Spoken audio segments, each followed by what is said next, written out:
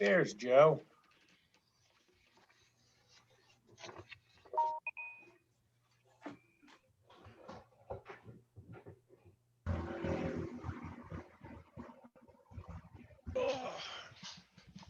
All right, Bill can't hear anything.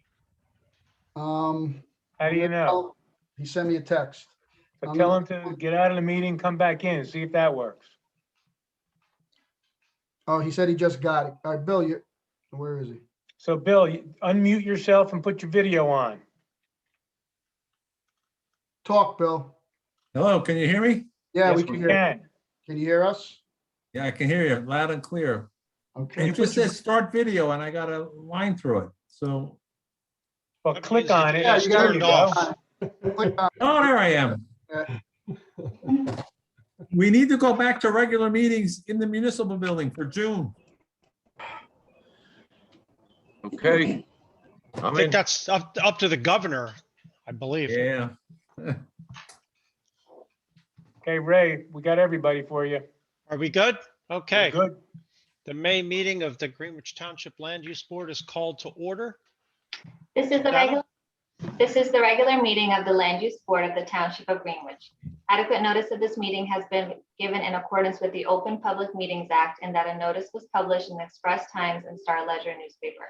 Notice was posted on the municipal bulletin board in the Township Administration Building in Greenwich Township, New Jersey, and notice was filed with the Township Clerk.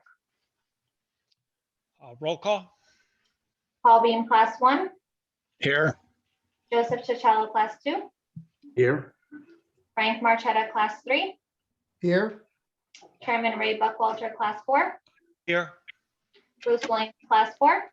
Here. Kathy Colin, Class 4. Kathy, you gotta unmute She yourself. might be muted. hold on. I'm here, sorry. Gary Hill, Class 4. Gary, not here? I don't see him. I let a Gary in, but I don't see him here now. Something must have happened. Mark Sperry, Class 4. Here. Joseph Fiamma, Class 4. Here. Andrea Sherlock, Alternate 1. Here, Jeremy Blunt, Alternate 2. Here's Gary. Jeremy Here. Blunt, okay, they're here, okay. And Bill Cognac is here, right? Yes, I am here. Okay. Pam Peslis, Alternate 4. here, And we have Board Attorney, Mr. Joe. Yep, Board Engineer, Mr. Finelli. Here. Gary Hill has joined. Gary's here now. okay. Perfect. So does anyone have any comments on the minutes from the last meeting, April 8th meeting?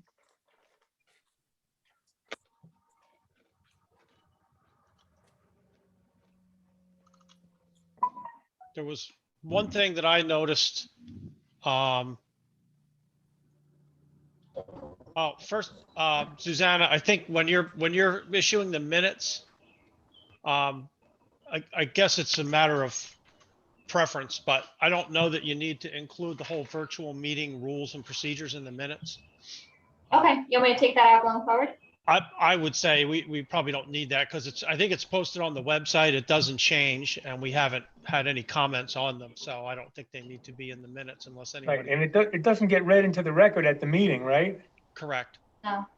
We just refer to the website, to the rules. Correct.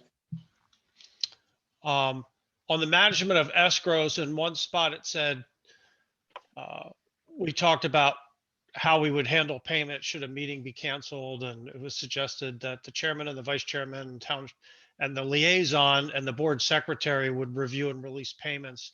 I think that should say township committee liaison. I think that was the intention. I mean, liaison by itself, I don't think means anything in that context. And The then we could- Township Committee Liaison. Okay, so I'll change Yeah. that to that. Yeah, exactly. Okay. I didn't see anything else. Does anybody else have any comments on the minutes? Hearing none, I'll ask for a motion to approve them with the change. I'll make that motion. Thanks, Bruce. Second, Second. do we need a roll call for this? I can never, It's easier if you do, then we know who's yes. and yeah, I who's guess since we're abstaining. online, because was anybody not here in the last meeting? Jeremy Blunt, I think was in. Yeah, so just do a roll call vote. Okay, so Paul Beam, class 1, Yes. Joseph Chitella, class 2, Yes. Frank Marchetta, class 3, Yes, Chairman Rebuck Walter, class 4, Yes, Bruce Williams, class 4, Yes. Kathy Collin, class 4, Yes. Gary Hill, class 4, Yes. Mark Scuderi, class 4, Yes. Joseph Fiamma, class 4, Yes. Andrea Sherla, alternate 1, Yes. Bill Cognac, alternate 3, Yes. and Pam Paslis, alternate 4. Yes. okay, the motion carries. The next thing on the agenda was the management of escrows, but we don't have a report on the escrows. I'm a little at a loss of how we can manage escrows if we don't have a report from the CFO or someone that outlines what the escrow accounts are and what the balances are. So I certainly understand the process that we need to know that we have adequate escrows to proceed with the hearing. We have one this evening for Enter Solar, for example, but I don't know how we're supposed to manage escrows if we don't have any information on escrows.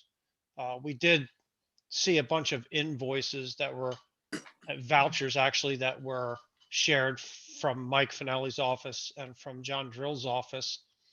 But I don't think we need to go through those and approve them one by one in an open public meeting. So I would say we move on to the next order of business, and then next month, if we're going to review escrows, we probably need to have a report on escrows. So we have something to review because right now we don't.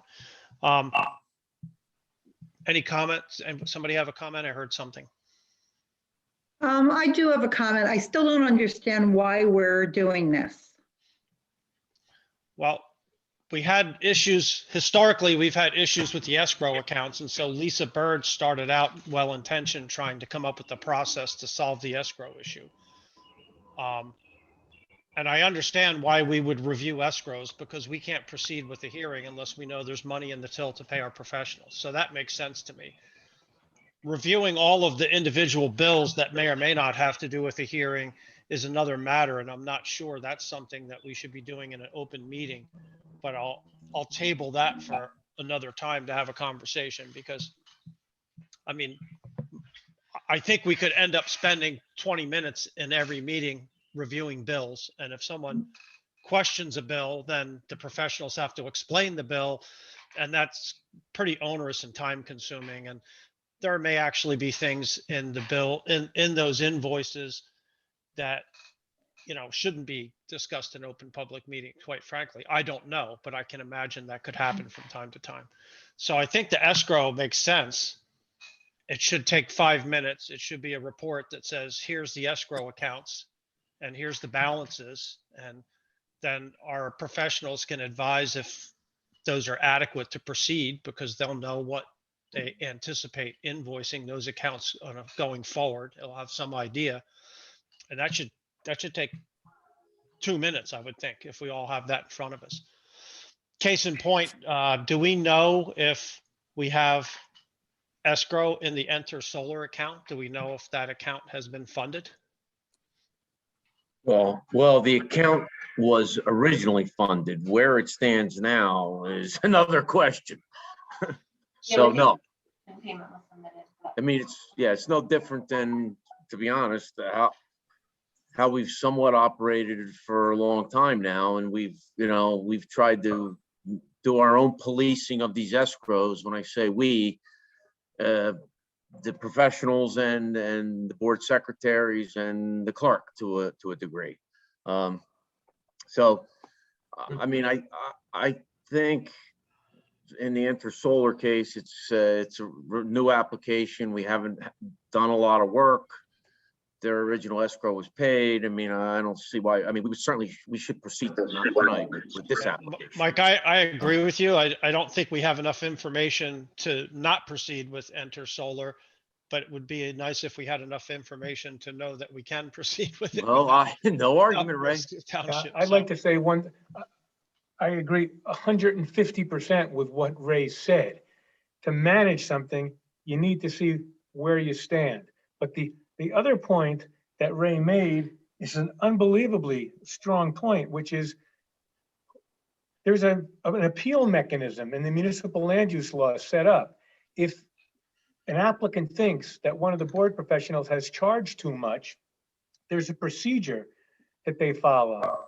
They can appeal that. They ask the township governing body to, quote, remediate it, to try to find out what the problem is and settle it. And if they can't, they have 45 days to appeal to the County Construction Board of Appeals. So to have the board go through and listen, if you guys want to go through and review the bills, God bless you. But what a colossal waste of time when there's an appeal mechanism set up for it. Yeah, I didn't know that protection was in place. Oh, yeah. So it's good to know that, John. But I can't imagine that it's good use of the board's time to be, looking through individual invoices one by one. Most of us don't know a lot of what the details on those might be. Questions will come up, and we'll spend a lot of time talking about things that probably are not in our best interest. Frank, when I was on township committee, that was signing off on those vouchers was something that the liaison did either just before the meeting or came in separately another day. You guys aren't doing that still? No, the procedure was to let the board heads do it. But I could address that if you don't think that's the right way to do it. Well, we can talk about it, but Well, yeah. I've been between the land use board and the Board of Adjustment for probably 20 plus years, and I've never signed an invoice. In fact, just this year, I was asked to sign off on a contract, and that's the first time for that. So I don't know what the process was in the past. Let me but it look was- into it. Yeah. Yeah, it wasn't to have the board chairman, in my experience, sign off on individual bills. We had done it, I know, when Tom Bolger was there for a while, but let me look into it and see what the policy is now. I mean, Ray, you guys just delegated completeness determinations to Mike and to Susanna, so you wouldn't have to spend time on that. So I guess with your extra time from not doing that, you're reviewing invoices. Well, I think Frank's taking the right tact. He's going to look into it and see what the process is. I mean, and I think the escrows, it makes perfect sense, but we need an escrow report because otherwise we're trying to review something that we don't have anything to review. So I think we beat that one to death, unless anybody else has any comments before we move on. So the first public hearing for tonight is Enter Solar. It's looks like what? Application number 2021-01. So this is our first application for 2021. Is that correct, John? That's right. What's in a name? I'm kind of torn here a little bit on the schedule. We have this ordinance review, and then we also have affordable housing. I don't know how long the Enter Solar application will take, but if those folks are all here and ready to go, I guess we should just get on with it. And if we run out of time, so be it when it comes to master plan. I mean, Hey, Ray, put it this way, not to assume anything, but if Enter Solar takes more than a half hour, in my opinion, something's gone horribly wrong. I would second John's comment. well, if that's the case, then, and who is here on behalf of the applicant for Enter Solar? Hey, good evening. My name is Christopher Quinn. I'm the attorney, partner of the firm Pinellas Halpert, and I would third John's comment with respect to that. Christopher, is there anyone else here? Yeah, representing this? Yes, I have two witnesses, one of which is going to be my primary witness, and another one's here just in case there's a question. Our primary witness is George Blinick. He's the representative of the applicant. Okay, so Or- George, I don't see them. That's why I'm asking. 'Cause we have George- two people in the waiting room. We have a Raymond Gray George Plenick and is there. somebody that says George I. is here, and I see him. He's waving. Oh, okay. and Chris, And Ben is an engineer who's just available for questions. right, if something Ben's your arises. backup witness, but have Ben, unmute yourself, put on your video just so everyone can see you and wave your hand. Okay, before we start though, John, there's two people in the waiting room and that's what I was kind of getting at. I mean, this is an open public Yeah, they meeting. gotta so- be let in, Frank. Yeah, I mean, Oh, I can Rachel let them knows- in. I don't know who they are, so I don't know I why don't- they were. Yeah, Ray can let him in. Okay, so there's Raymond Gray. We're admitting him and I don't know who iPhone is. I think they'll have to identify them. So before we move on, we'll have to ask Well, so Ray, iPhone. Yes, if either of these people, if we were in the municipal building, people could sit in the back of the room with a hat over their head anonymously. So these people, in my opinion, don't have to identify Okay, themselves that's unless they want to ask a question or they want to comment on the application. okay, yeah, point taken. I didn't think about that. It's just easier when we have a Yeah, name but- attached to it, but that's fine. But Chris, can you ask Ben to unmute himself and to put All right, his nobody- video? We have to unmute him. Who you want to unmute? The witnesses. In fact, there he is. He just, I see him on the screen now. Okay, Ben, wave your hand. Okay, No, got it. also Frank, unmute He's in George twice. Blinick, please. John, you're gonna swear them in? Yeah. It's taken us a George. half an hour to swear them in. Come on. We're behind schedule. I know. And so I want Mr. Blinick, Mr. George, Ben, how do you pronounce your last name? It's Alice. Alice. And Mike Finelli to please raise your right hand. And Ben, also you, raise your right hand, please. Do all three of you swear or affirm the testimony you're going to give in this matter is the truth, the whole truth, and nothing but the truth? Yes, I do. Yes. Okay, as I understand it, Chris, George is your primary witness. He's going to be a fact witness. We're going to swear in Ben just in case he's needed. He is a backup witness. Is that correct? Yes, he's a professional engineer and he's just here for questions if the need arises. Okay. So, Chris, Okay. everyone's sworn in. Take it away. Great, thank you very much. Again, just so you know, we're here on behalf of Enter Solar LLC. They're the applicant. The property, it's located, I think it has a street address of 1204 New Brunswick Avenue, but it's primarily located along Route 22. It's block 26, lot 33.01. It's in the B2 commercial zone. It has the existing shopping center on it. So the applicant here is proposing a rooftop solar facility on top of the target, just the target. And this will supply power to the target. The building is about 30.5 feet in height. With the parapet, it's about 33 feet in height. The panels themselves will extend about 8.5 inches in height above the roof height. So they'll be lower than the parapet.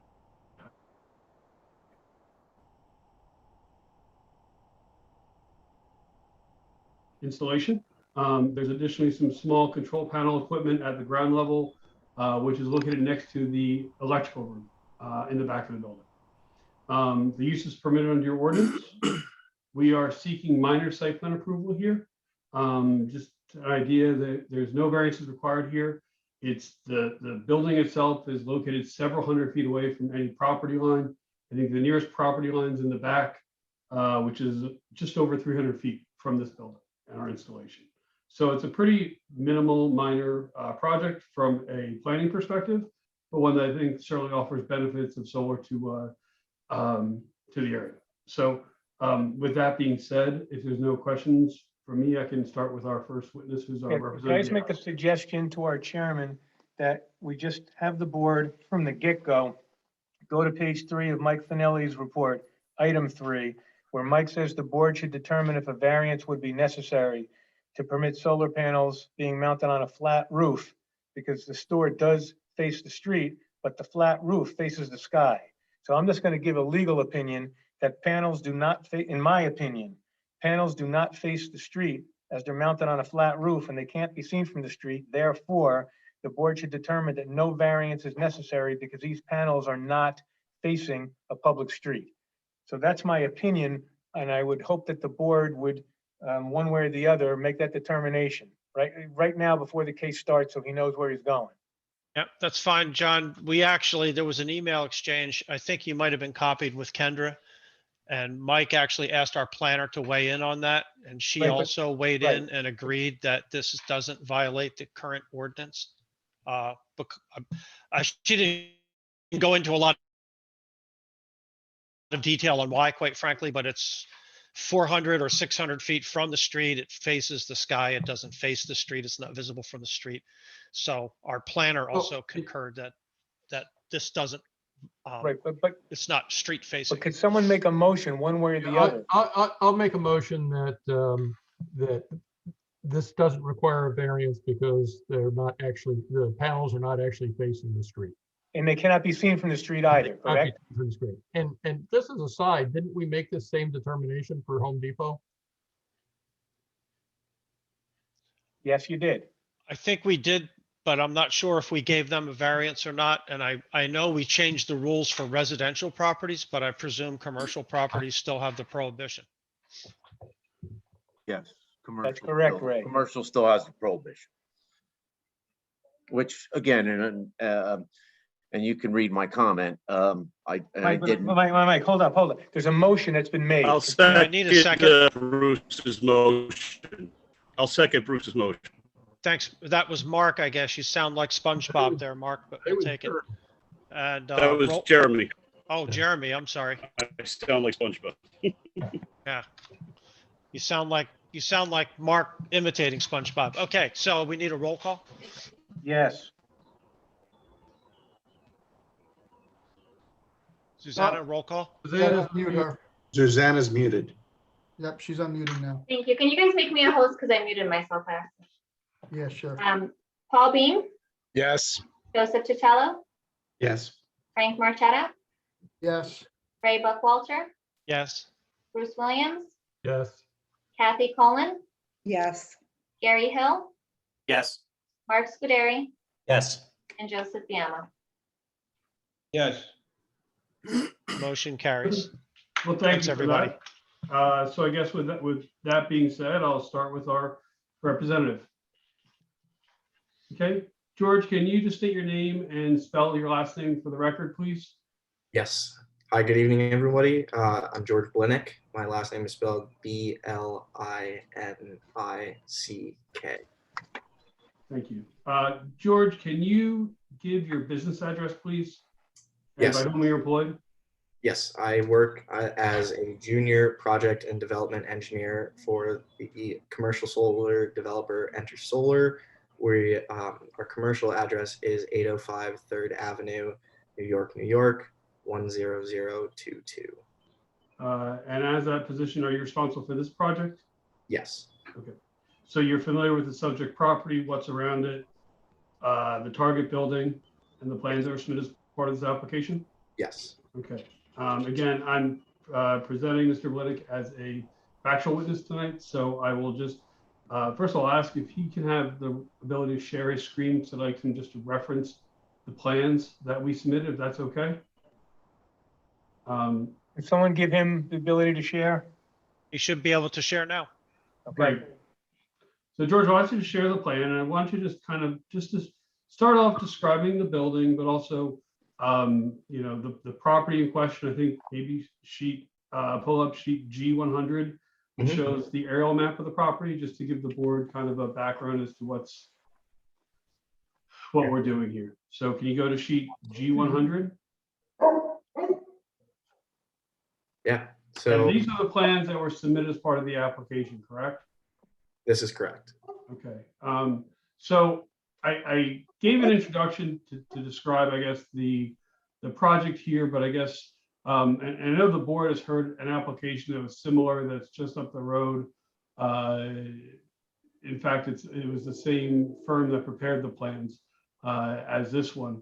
There's a Home Depot, I think, in the past year or two, but it's probably a very similar project to what's being proposed. Can you just describe an overall overview of what this project will consist of here?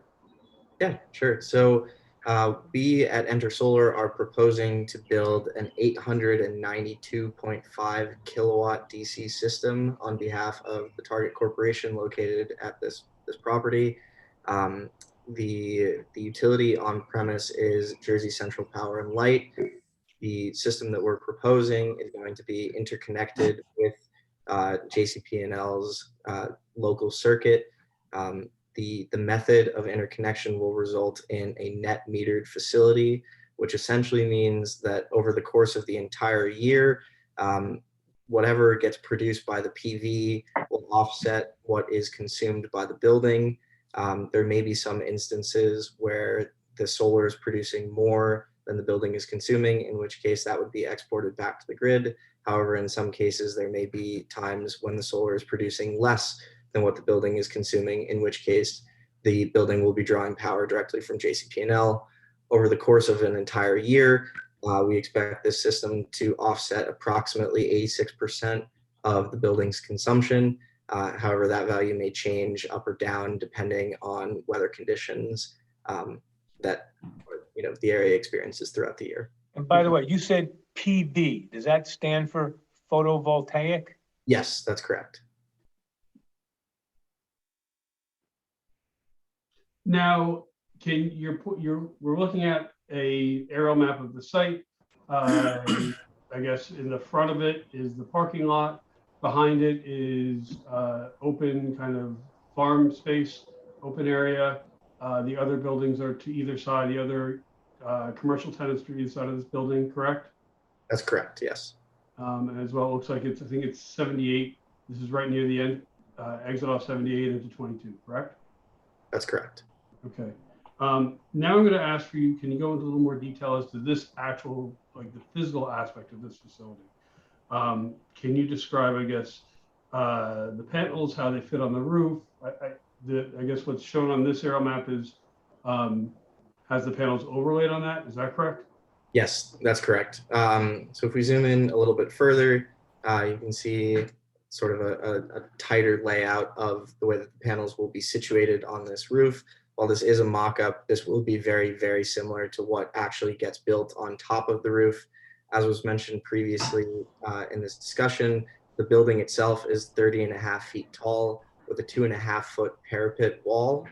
The modules themselves will be laid on a combination of ballasted and mechanically attached racking, which will have no impact on drainage or water flow off the building.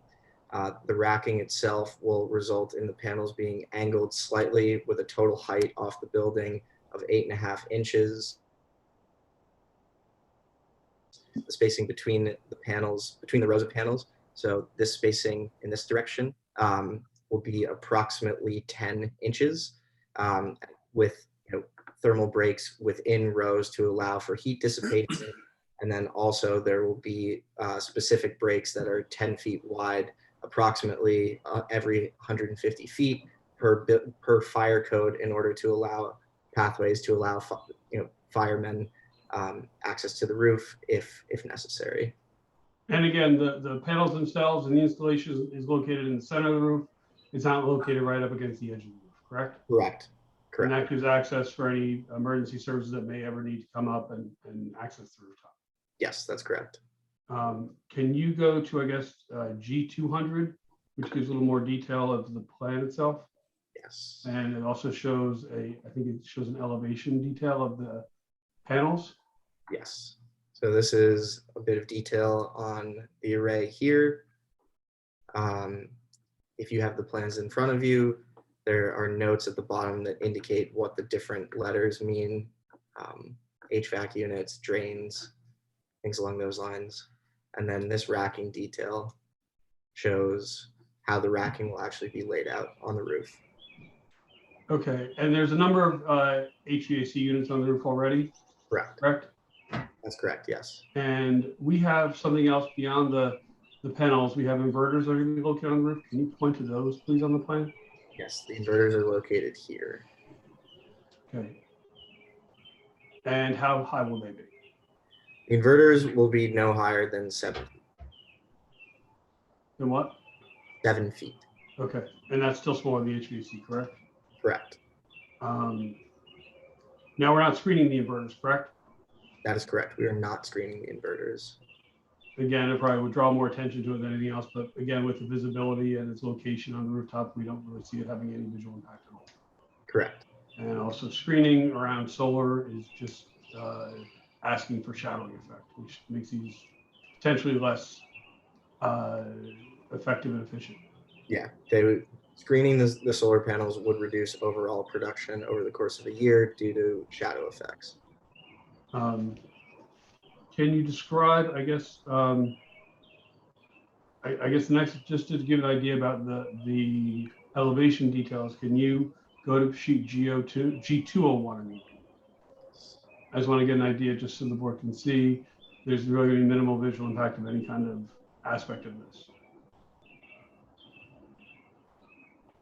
That's correct. Okay. So the panels themselves, the inverters, nothing will be really visible at all from anyone on the property. Correct. Certainly not on the property, and you know, you'd have to move off pretty far or be above ground in order to see the roof. And I think we are, Mr. Valley pointed out that we're approximately 600 feet from the front, and we are about 300 feet from the rear property, correct? That's correct. Okay.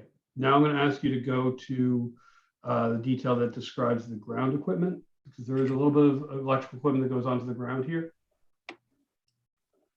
We're at the ground level at least. That's correct. Yeah, that's great. What sheet's he at? E100. So it's at the rear of the building, near an existing electrical utility room and utility cabinet. Correct. And it's just going to be additional. Can you describe what's being proposed there? Yeah, so I'll zoom in a little bit more. We're proposing to pad mount our solar AC switchboard at the ground level on the building exterior, just outside the electrical room.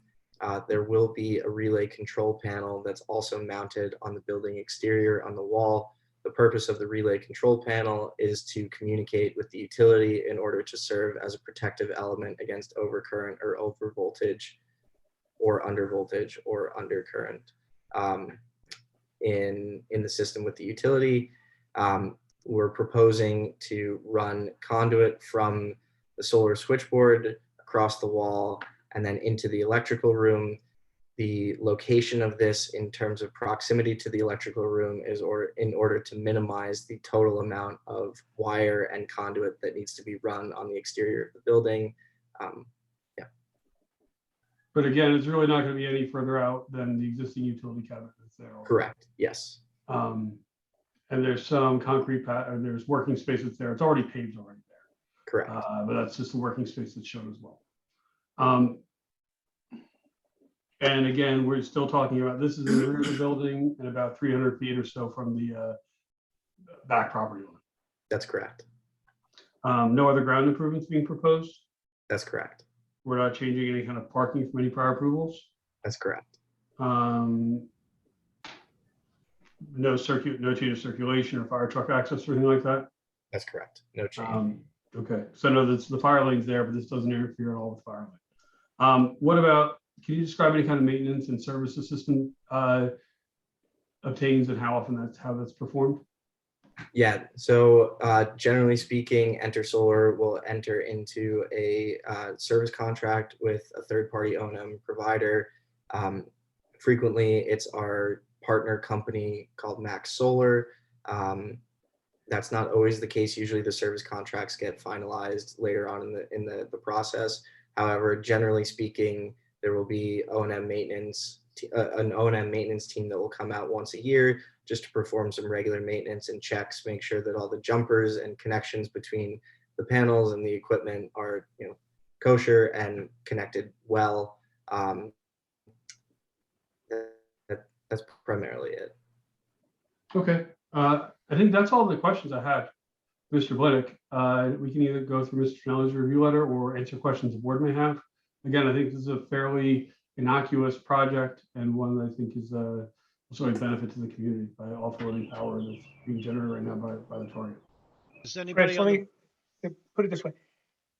Finelli's report asks for some testimony, but where he's not asking for testimony, he's making suggestions, which I would normally impose as a condition unless you guys say something about it. So are you telling me that anywhere it's a comment to make it a condition that you guys are fine with that?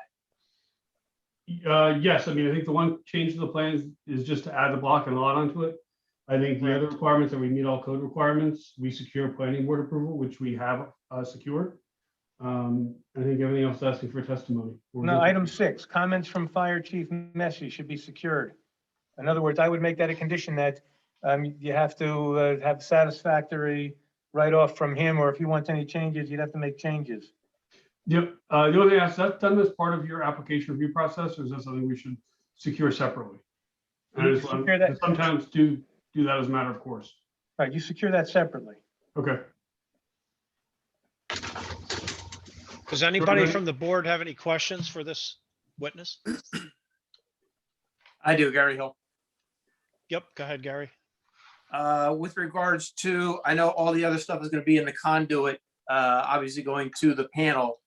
Is there any additional wires that will be necessary to connect to the utilities? Because I noticed that there are poles that run behind the Target store. So is there additional wiring that will be required for that? No, so the point of interconnection will occur in the customer's equipment inside the electrical room. So all of the wire that's associated with this project will be for the project and does not actually deal with utility wire. Okay. Yeah. Thank you. And one other question with regards to the inverters on the roof. Is there any sounds or sound effects that as a result of those inverters up there? They do hum a little bit, however, they're not audible at ground level. Thank you. That's all I have. Thanks, Gary. Anybody else have any questions?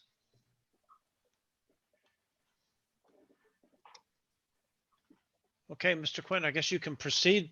Did you have someone else? No, I mean, I think that was really it. So like I said, I think, I hope we answered all your questions. I think it's a pretty straightforward project. And again, it's permitted. I think it's going to be a benefit to the community. And I would ask that the board look favorably upon our request for site plan approval. I think we have some members of the public in the meeting. Does anybody from the public have any questions for this applicant? Can you take this off the screen, please, so we can see everybody? Yes, of course.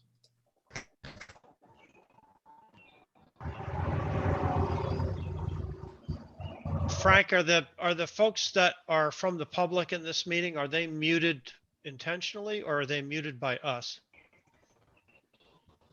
You're muted, Frank.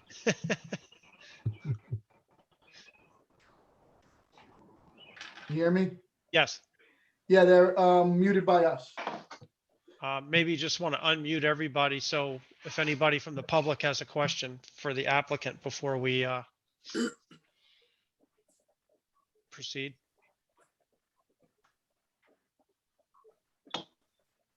Yep, everybody's been asked to unmute. Okay, Up to so them. I'll ask again, just for the record, if anybody from the public has any questions for this applicant. I don't hear anything. You could Yeah, raise your. feeling- Are fine. The Gullions are fine. Oh, thank you. Thank you. So I'm not hearing any questions. So then I'll ask for a motion to close the public hearing. Well, we didn't open one, actually. Do we have to do that, John? By asking for questions from the public, you have opened the public hearing. You don't need a formal motion to do it. And now that there's no public, you can ask if any public wants to make any comments if they have no questions. I'm sorry. Does anybody want to make any comments from the public? I have a feeling the public's here to hear about the affordable housing. That could be. All right, so no questions, no comments from the public. We have, I think, one major outstanding item, which is a condition would be a report from Joe Mexi from the fire chief, which was outlined in Mike Finelli's report. Mike, I think you said had a comment about adding the lot and block number. I don't remember anything else. Yeah, there's two others. His item 1 is the lot and block. Item 6 is Fire Chief Messi. I say submit to Fire Chief Messi, obtain approval and comply with any conditions imposed by the fire chief as to safety and access to the proposed installation and the fire department's ability to extinguish a fire. Item 7, install the system to meet all requirements of the New Jersey Uniform Construction Code and applicable electrical code. And lastly, item 8, applicant shall provide any supplemental escrow funds which may be necessary in conjunction with the disposition of the application and the subsequent memorializing of the resolution. Mr. Quinn, do you agree with all of those conditions? Yeah, we don't have any objections to any of those comments, to any of those conditions. Then I would ask for a motion to approve the application with the conditions as stated. I'll make a motion to grant minor site plan approval with those conditions. Somebody else? Second. Joe, A second, Yeah. yeah. we've got 5 seconds. I'll put Joe, I think you were first. Okay. Okay, roll call? Paul Beam, Yes. Joseph Chitillo, Yes. Frank Marchetta, yes, Ray Buckwalter, Yes? Bruce Williams, Yes. Kathy Cullen, Yes. Gary Hill, Yes. Mark Scuderi, Yes. and Joseph Gamma. Yes. And the motion carries. Thank you, Mr. Great. Quinn. Thank you very much. Now, I have a question. Does this board meet every month? Even if Yes. there's nothing on the agenda, so the resolution will be adopted next month, no matter what? Yeah, correct, Oh. especially Chris, call me tomorrow. I'll give you a typical minor site plan resolution. You can do the first draft, so you can be in charge of your own timing on it. That's fine. That's great. Thanks, John.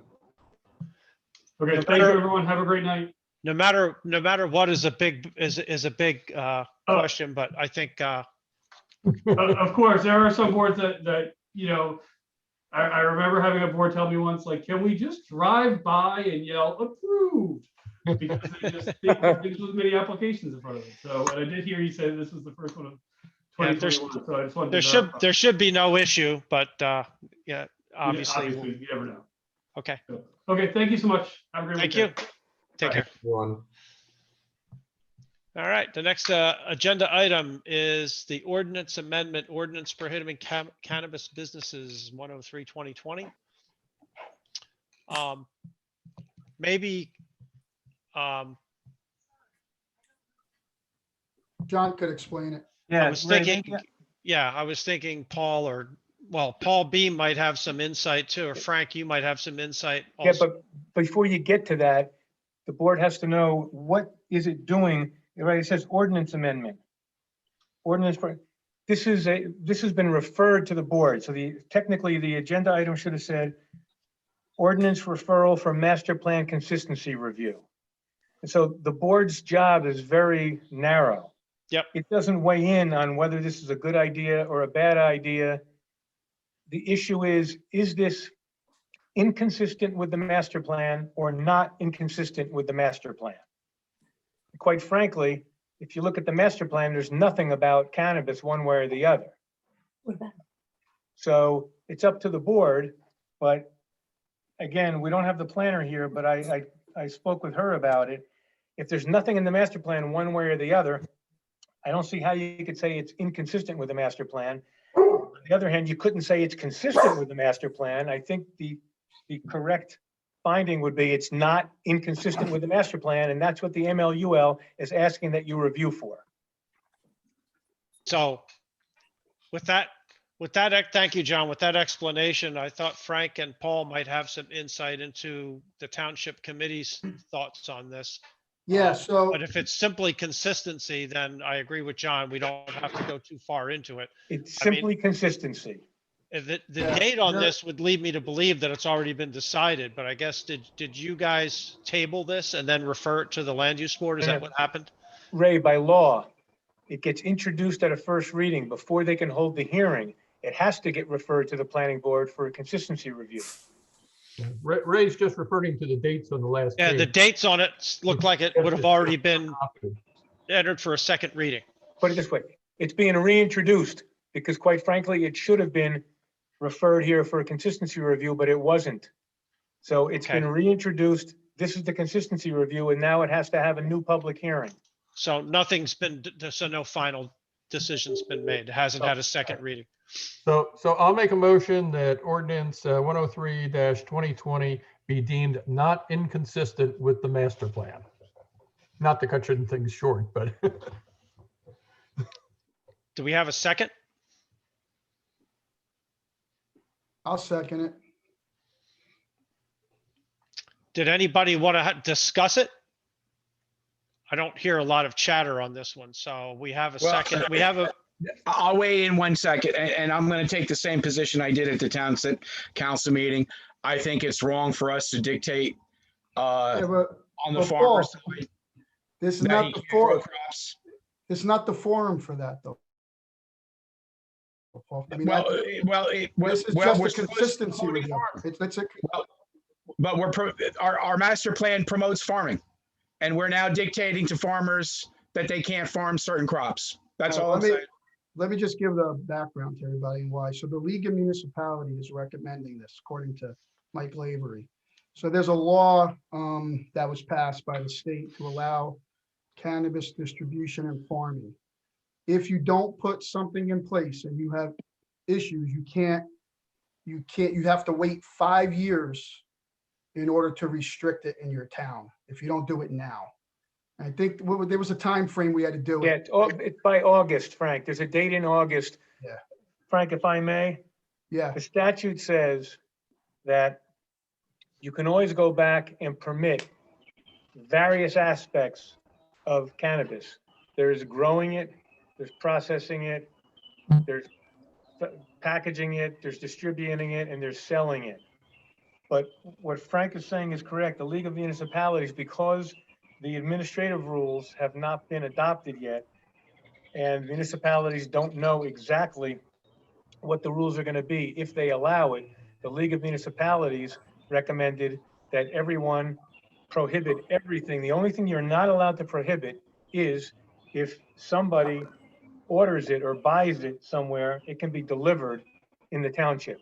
But they're recommending that everything be prohibited so that you can always change your mind. But if you don't prohibit it by this date in August, you don't have the ability to prohibit it for 5 years. That's what Frank is saying. okay. I'm glad we had the discussion so everybody understands that at the end of the day, it's of no consequence to the decision that we're making here, because it's simply whether or not it's consistent or inconsistent with the zoning.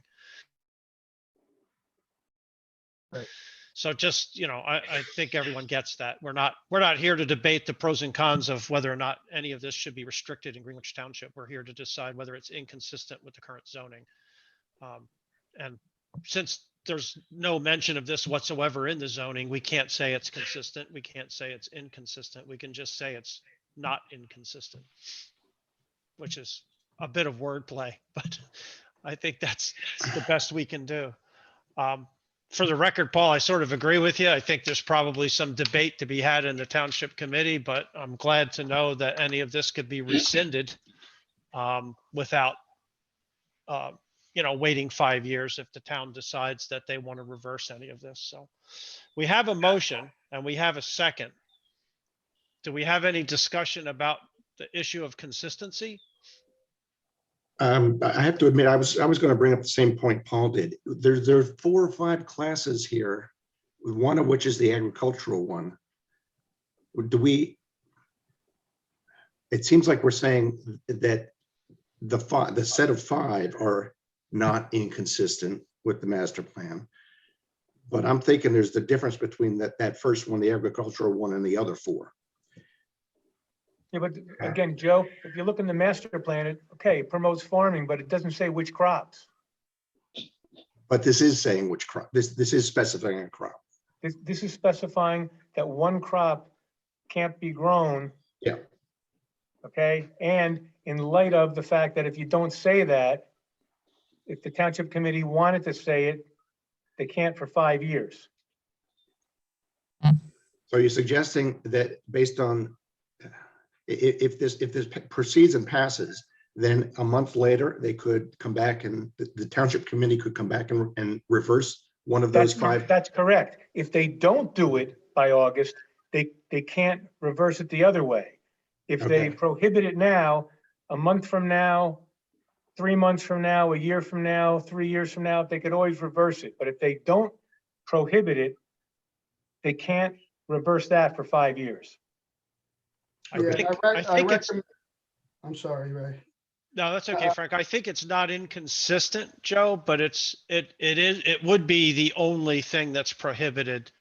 Right. So it's a little wonky in that, it would be the only thing that farmers are prohibited from growing, which would make it a precedent, but I don't think it necessarily makes it inconsistent. There are a lot of things that are federally or state controlled that they can't grow. Like I'm sure you And can't it's not- grow opium poppies or Mhm. other things as well, but It's This- not just farming, just so you know, it's also distribution. No, but Joe asked, I understand, Frank, but Joe's point was you're prohibiting all of them, including the farming. He was focusing on the farming, not the others. Correct, Joe? That's right. Yeah.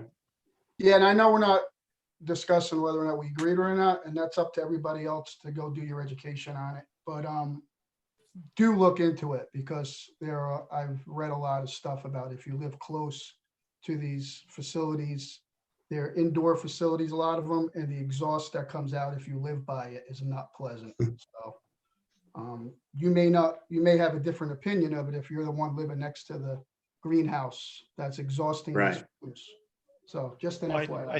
think the important thing is that this doesn't stop us from doing anything. It just gets us on, it prevents unintended consequences of a state law, which can be reversed at any time. So it Right. doesn't actually prevent, for practical purposes, it doesn't prevent the town from making a different decision, a day, a week, a month, or a year from now. Okay. Any other comments on the consistency issue? Because we already have a motion and a second. I don't hear any, so I'll ask for a roll call. Paul Beam, No. Joseph Chichella, Yes.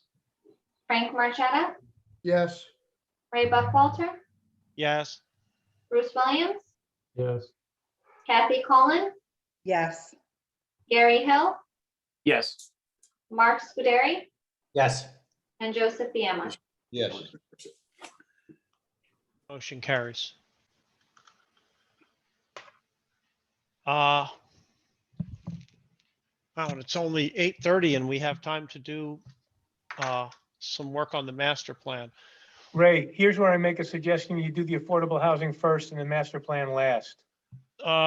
Yes, thanks, John. I think that's a good idea. We have someone here to speak to affordable housing, correct? Correct. I'd like to do an introduction though, if you wouldn't mind. Sure, that's fine. So for anybody who's not aware of it, Frank had mentioned that we might want to put affordable housing on the agenda kind of as a standing agenda item for an update.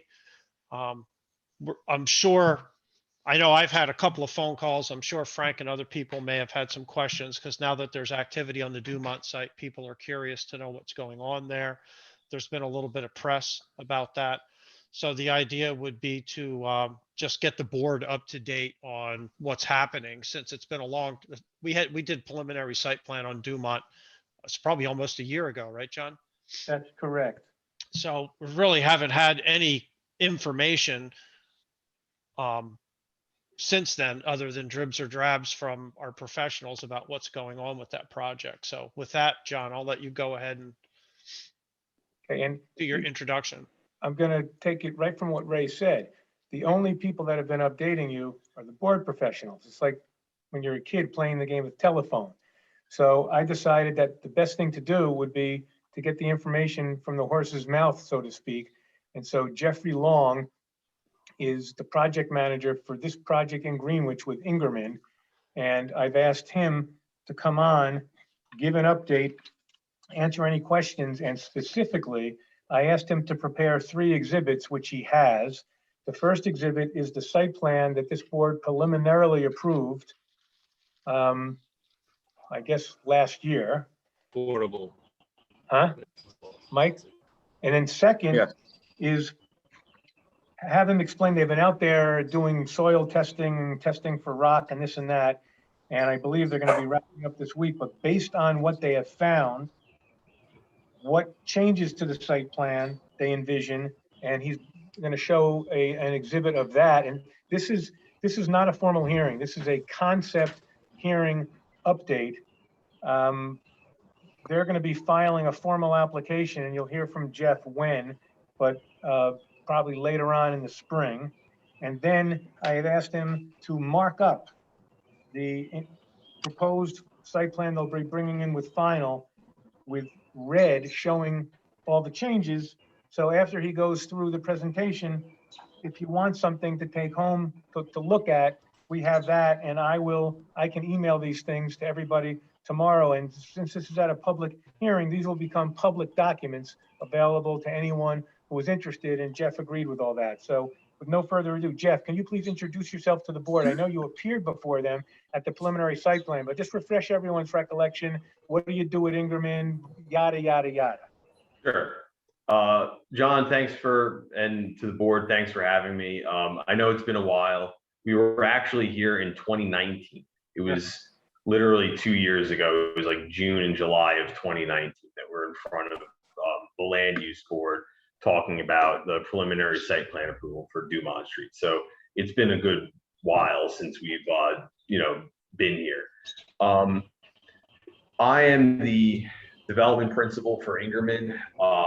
We were selected by an RFP process. I believe it was at the end of 2018 to develop the 100% affordable municipally sponsored site at Dumont and Greenwich Streets.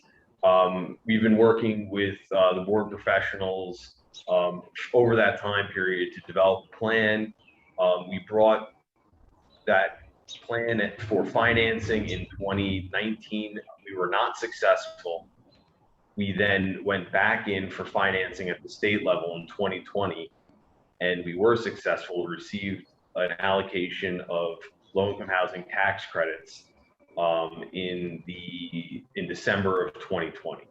And so for the past 4 or 5 months, we've been working diligently to further our site investigations as well as develop a revised site plan. And so one of the major issues that we're dealing with was that the county, Warren County Planning Board had a lot of comments on the site plan and wanted to see some wholesale revisions to the stormwater configuration and the sewer configuration.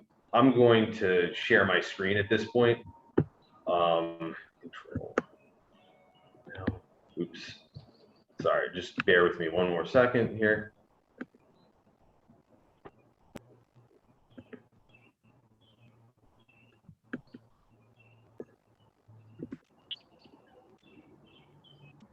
Can everyone see that?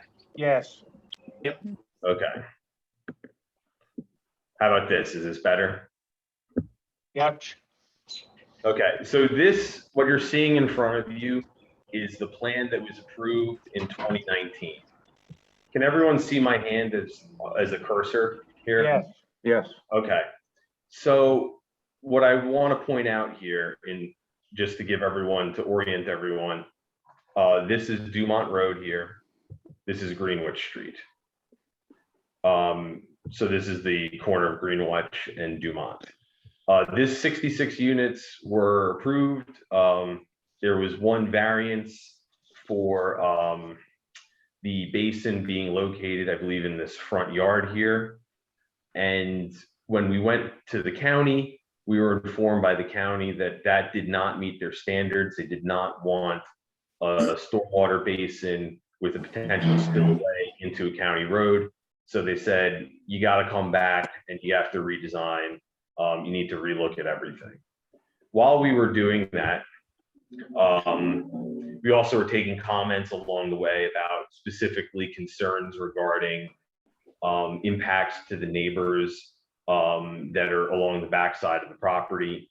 I was asked to look at figuring out a way to reduce the amount of units that were along that property line, because right now we have, or what was approved was 2 24-unit building or 2 12-unit buildings, so 24 total units in this piece right here. And so we went back to the drawing board, we did a little work, we did some investigation, and we came up with this site plan. And this site plan here. And Jeff, this is a conceptual site plan, Right. which you think it'll be close to this is what you'll be submitting for final site plan approval on? Yeah. So John, and I know that there's been a bunch of digging out there. But what's important here with this site, to remind the board, because it has been a while, is that pretty much half of this site, the half of the site that is not being shown in this plan, so the half of the site that's on the other side, away from the corner of Greenwich and Dumont, has a lot of karst limestone formation, including voids, which are potentially problematic for sinkholes. It's pretty cost prohibitive to try to build spread footings and foundations on those types of formations. So we were really limited to building within one half of the property. And then when we were out there recently, what we're trying to do is make sure that we delineate very carefully where all of the limits of the rock were. So basically what we did was we went in 2018 and 2019, when we started out with the site, we drew a grid across the entire site. And then we poked holes in all corners of the grid to figure out where the rock was. And basically we came to the conclusion that the rock was on that side. So now that we had done that preliminary work as part of a phase 2, more detailed work, we went out to the site and we were more specific, looking specifically at where we were proposing our buildings to make sure that there was no patches or holes or anything like that. We're 90% complete with that. We had to go back out and look at one spot. So that's why we were back out in the past week to go out there. We had to go out there and find and just delineate one small portion to make sure that we knew where that was. So that was the last piece of it. And we're wrapping that up this week, should be done.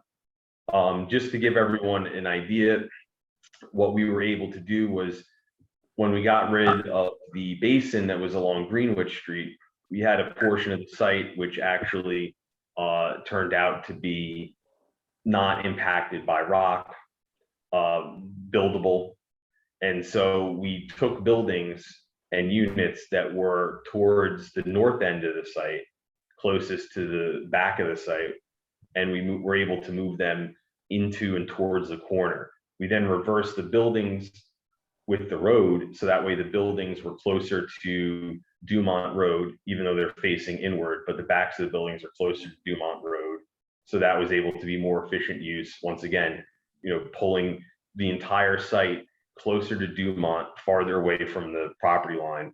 Now we only have 8 units that are located, I'd say, on the north end of the site. Everything else, the other 58 units of the site, are located on the south end.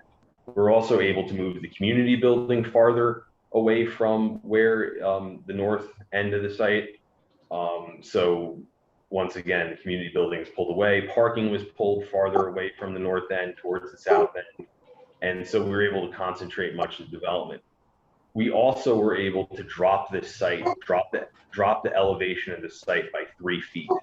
So there's always a concern about the height of these buildings, and we were able to actually drop the whole entire site 3 feet, which allows for a more efficient design.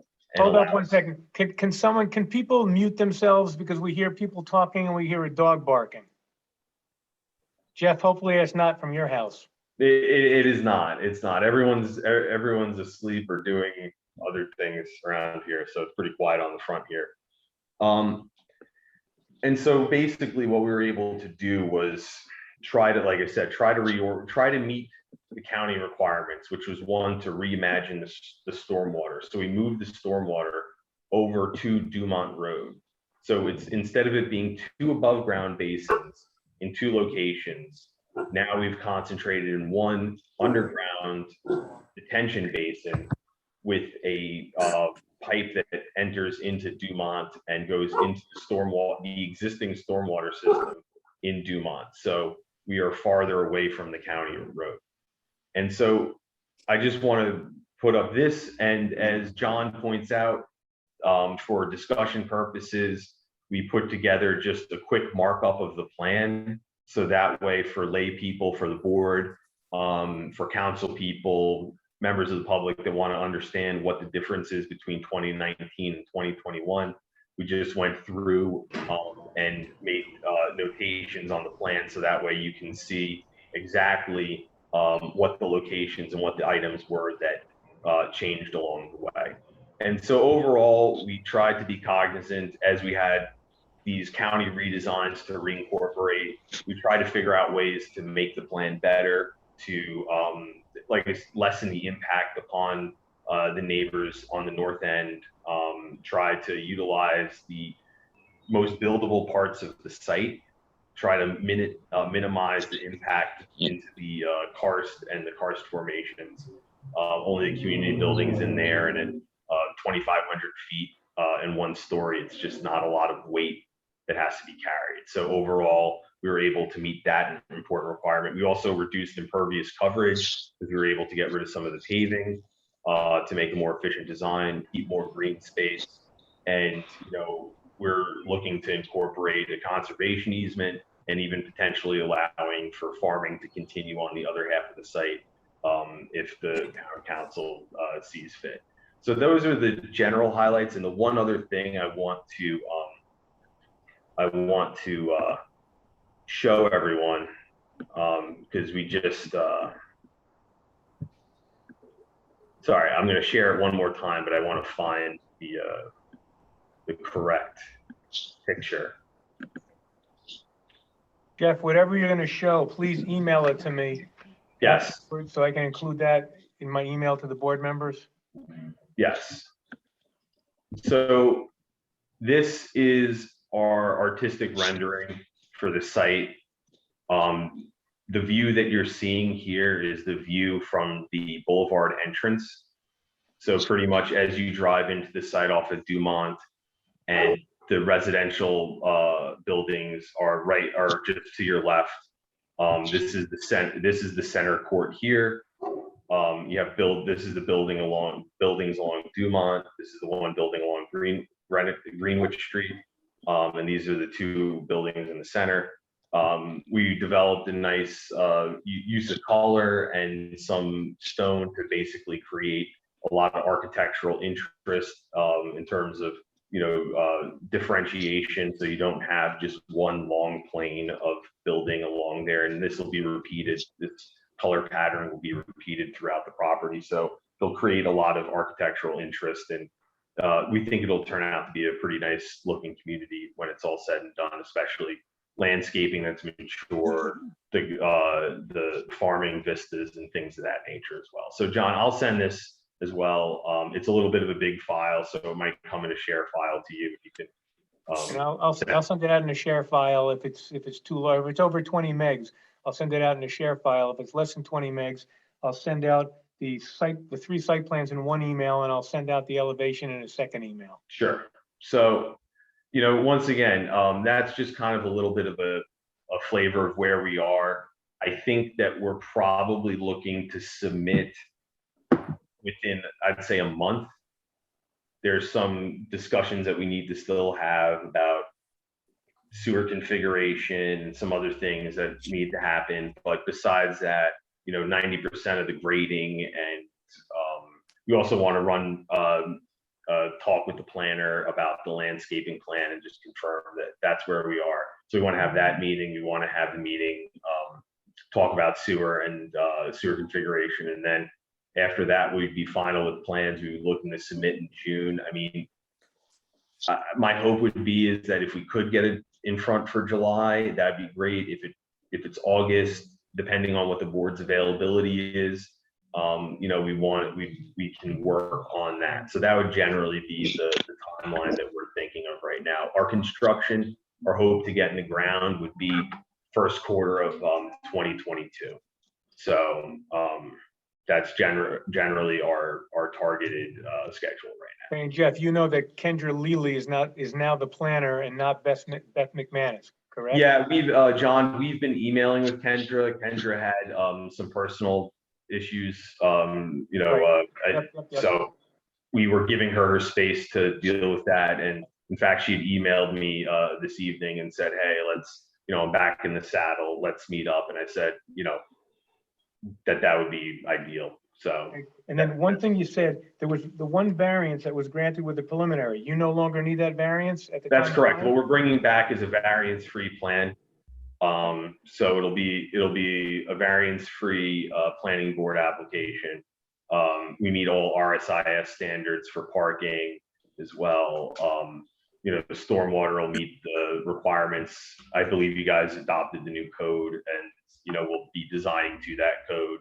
We had a preliminary meeting with the county. I think that we have an understanding of where they're coming from about the site design issues that they had, and we're addressing those. The plan that you see, the draft plan that you see in front of you, addresses those county concerns. So we believe that that's the case. Besides that, we've met with Aqua. We have water design. It's pretty much a TWA and a site plan, and the county approval, and those are the three outstanding things that we would need to do.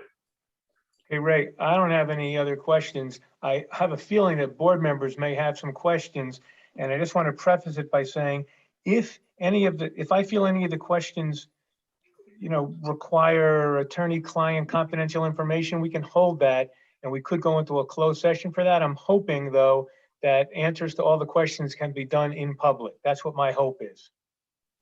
Yeah, that's fine, John. That's just, if there's anything that you're concerned about, just flag it and we'll move on. So does anybody have any questions? Can you take this down so we can see everybody, Thank Jeff?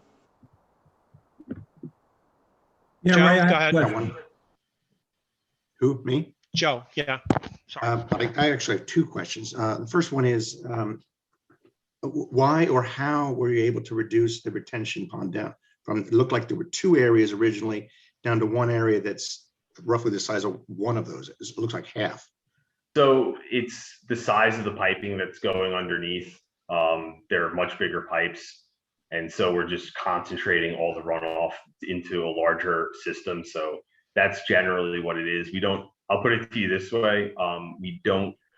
That's part of what we're figuring out, is that final design and those final sections.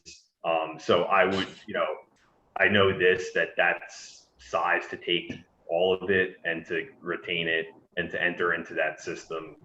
It meets what the requirements of the new DEP regulations are. I don't know the exact specs of like the size of the pipe yet and the length. But Jeff, the preliminary, you had above ground detention basins, right? Correct? Right. This is an underground detention. This is correct. System. This is correct. So I just want to make sure that Joe understands that this is going from two shallow above ground basins to one very large underground basin. That's correct. Was it larger? It looked like roughly the same size as one of those two original. Well, it's about depth of it. Deeper. So depth. Yeah. Okay. Yeah, the depth of what we're proposing is bigger pipe in a more concentrated area. But we still have to meet all the same requirements, and Mr. Finelli will be reviewing all that stuff. And like I said, we have to meet all the same requirements, whether we use two above ground or one underground basin. All that stuff needs to equal out. And so, that's a more technical thing. I wouldn't want to represent about what the size of the pipes are, other than to say that they're large, it's concentrated, and the goal is to gather it all there, to run it into the county system in Dumont and go from there, which is exactly where the county wanted us to, how the county wanted us to approach stormwater with the site. Right. Joe, you had another question? I did actually. The right half of the property that is largely covered by the graphics on the plan, or the text on the plan. I don't recall what was there before, but I don't remember it being completely empty. I think there was some landscaping and some like open space. Was that right? It's actually in the upper right hand. Jeff, put that thing back up. There was proposed deed restricted area, a conservation area where you couldn't do anything with it. I assume, Jeff, that you're still going to have that same proposed deed restricted conservation area there. Yes? Yeah, absolutely. Yeah, you can see where the cursor is, that this is part of it and goes into the second page there. No, we don't have the right graphic, I don't think. You haven't opened it yet. You have a PDF that has not been opened. Oh, okay. Sorry, just hold on a second. Wrong window. Ugh. This is like, how about now? Nope. No. Okay, sorry, I'll talk it through. The whole thing is that we're not changing that at all. That's not changing. That's remaining the same. The only thing that was discussed subsequently, I mean, and to be clear, like there's no development possibility on that half of the site. So to be 100% clear, the only thing that we spoke about was that potentially whether we wanted collectively, it's a decision that is a council decision as well as something that we would do, as well as whether the current farming activity could continue on that half of the site. And so that's one discussion and one thing that I wanted to bring the landscape architect and listen, like I said, we discussed there are issues that we want to handle in the next month, and that's something we want to deal with. But whatever was there in terms of buffering, landscaping, we're going to bring back the same thing. If we do make any changes, it's going to be with Kendra. And like I said, it will be with the goal of either allowing it to be used somewhat as agricultural space, or if not that, then it will be just landscaped area. But also the deed restriction, the conservation easement that we promised is 100% going to be there, same space, same area. Thank you. So just as a reminder for everyone on the board, that's still going to come back for final site plan. So Yeah. we'll get another look at this before it's done. And Ray, just to be clear, we believe that because of this, we're coming back in for amended preliminary and final. Yep. So, we're going back to, we're amending the preliminary and final. There's footprint changes, configuration changes. So we're coming in with the full 9 yards on this. Yeah. Ray, I think Kathy Cullen had a question. I do have a question. On the building that sits on the corner of Greenwich and Dumont, how many feet from the road is that?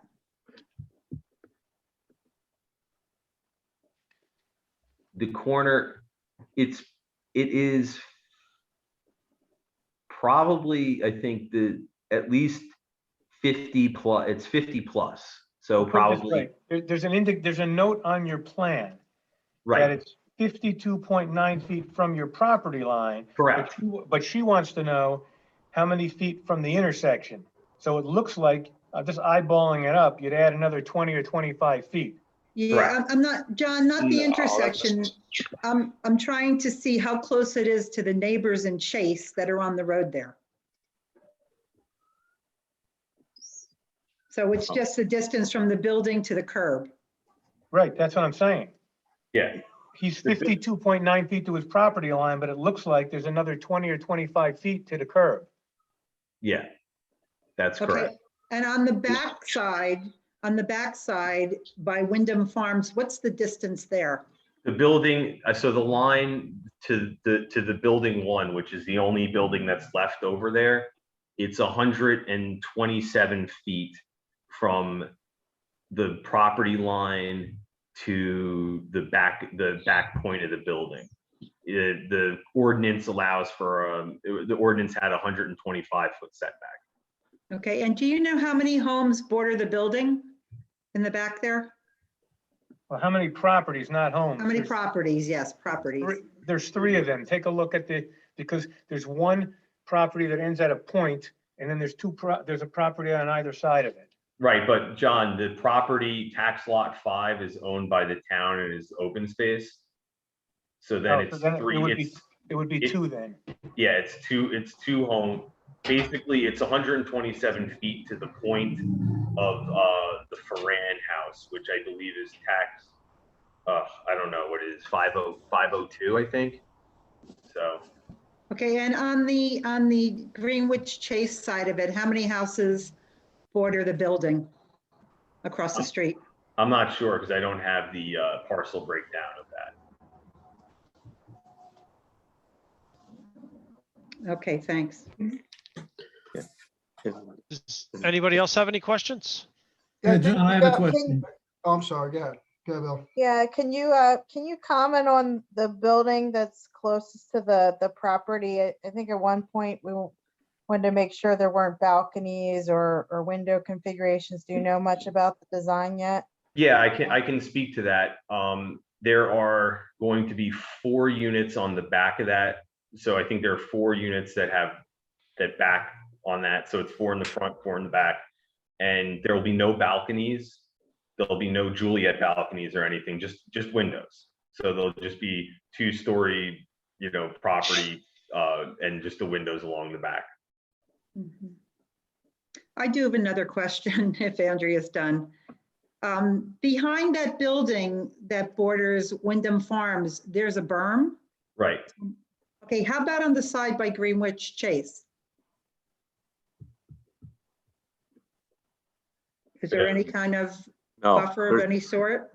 no.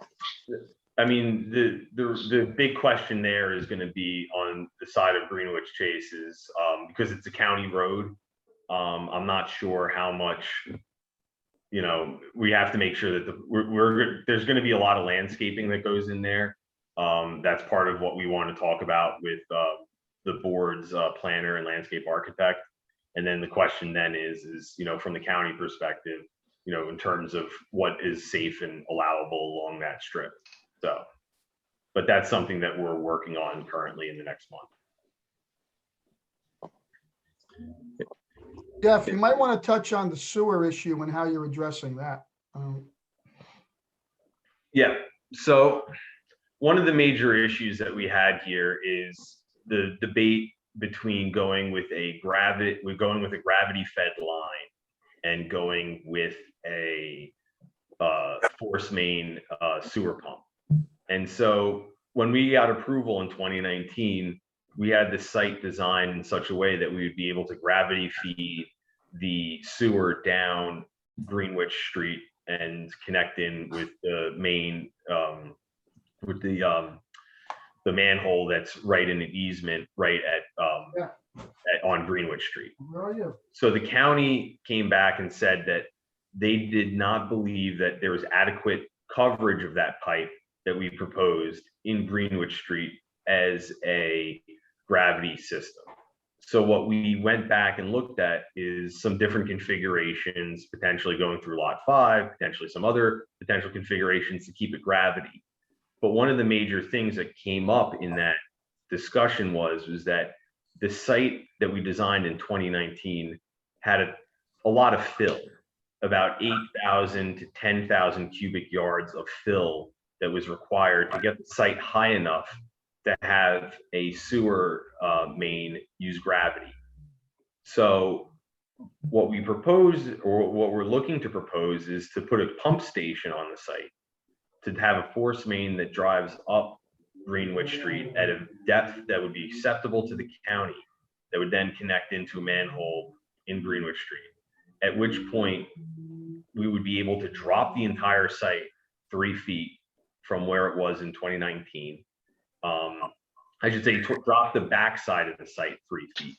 Overall, you'd have anywhere between 1 and 3 foot that the entire site would be dropped compared to 2019 application. And then we would be force main the sewer up Greenwich Street and making that connection.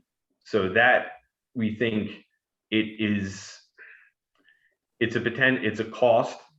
It's a cost to the project, but we think that we get a benefit, 1, of being able to just run the pipe, and then 2, drop the site, limit the amount of fill that was going to have to come into this site. And I think that also helps out with, in terms of building heights, keeping the buildings down, which I know is something that the board was interested in seeing. So overall, we think it's a solution that will work with the county. It's a solution that we think would work for the project overall. And we think it helps make a better application for the board. If I could just interject a little bit. And as Jeff put it before, and thank you, Jeff, there has been a fairly substantial amount of changes to the plan and the design and the layout from what was originally approved. And Jeff did a nice job describing that. So yeah, this is going to kind of take us a step or two steps back to go to receive amended preliminary, because you've got a lot of changes that have occurred now. And I think in most cases, all for the better. I think the layouts, the nicer, the building configurations are improved and so forth. The sewer issue, I'm glad you spoke about that as well. That's something that's obviously been back. We've all been back and forth, and I have had the advantage of working with Dynamic. It's Jeff's engineer. We've gone back and forth over the past few months trying to work some of this stuff out. And the pump station and forced main is probably the best idea as far as from a sewer flow standpoint, and that makes a lot of sense. One thing though, Jeff, that's important, and we haven't touched on it yet tonight, and that's the crosswalk.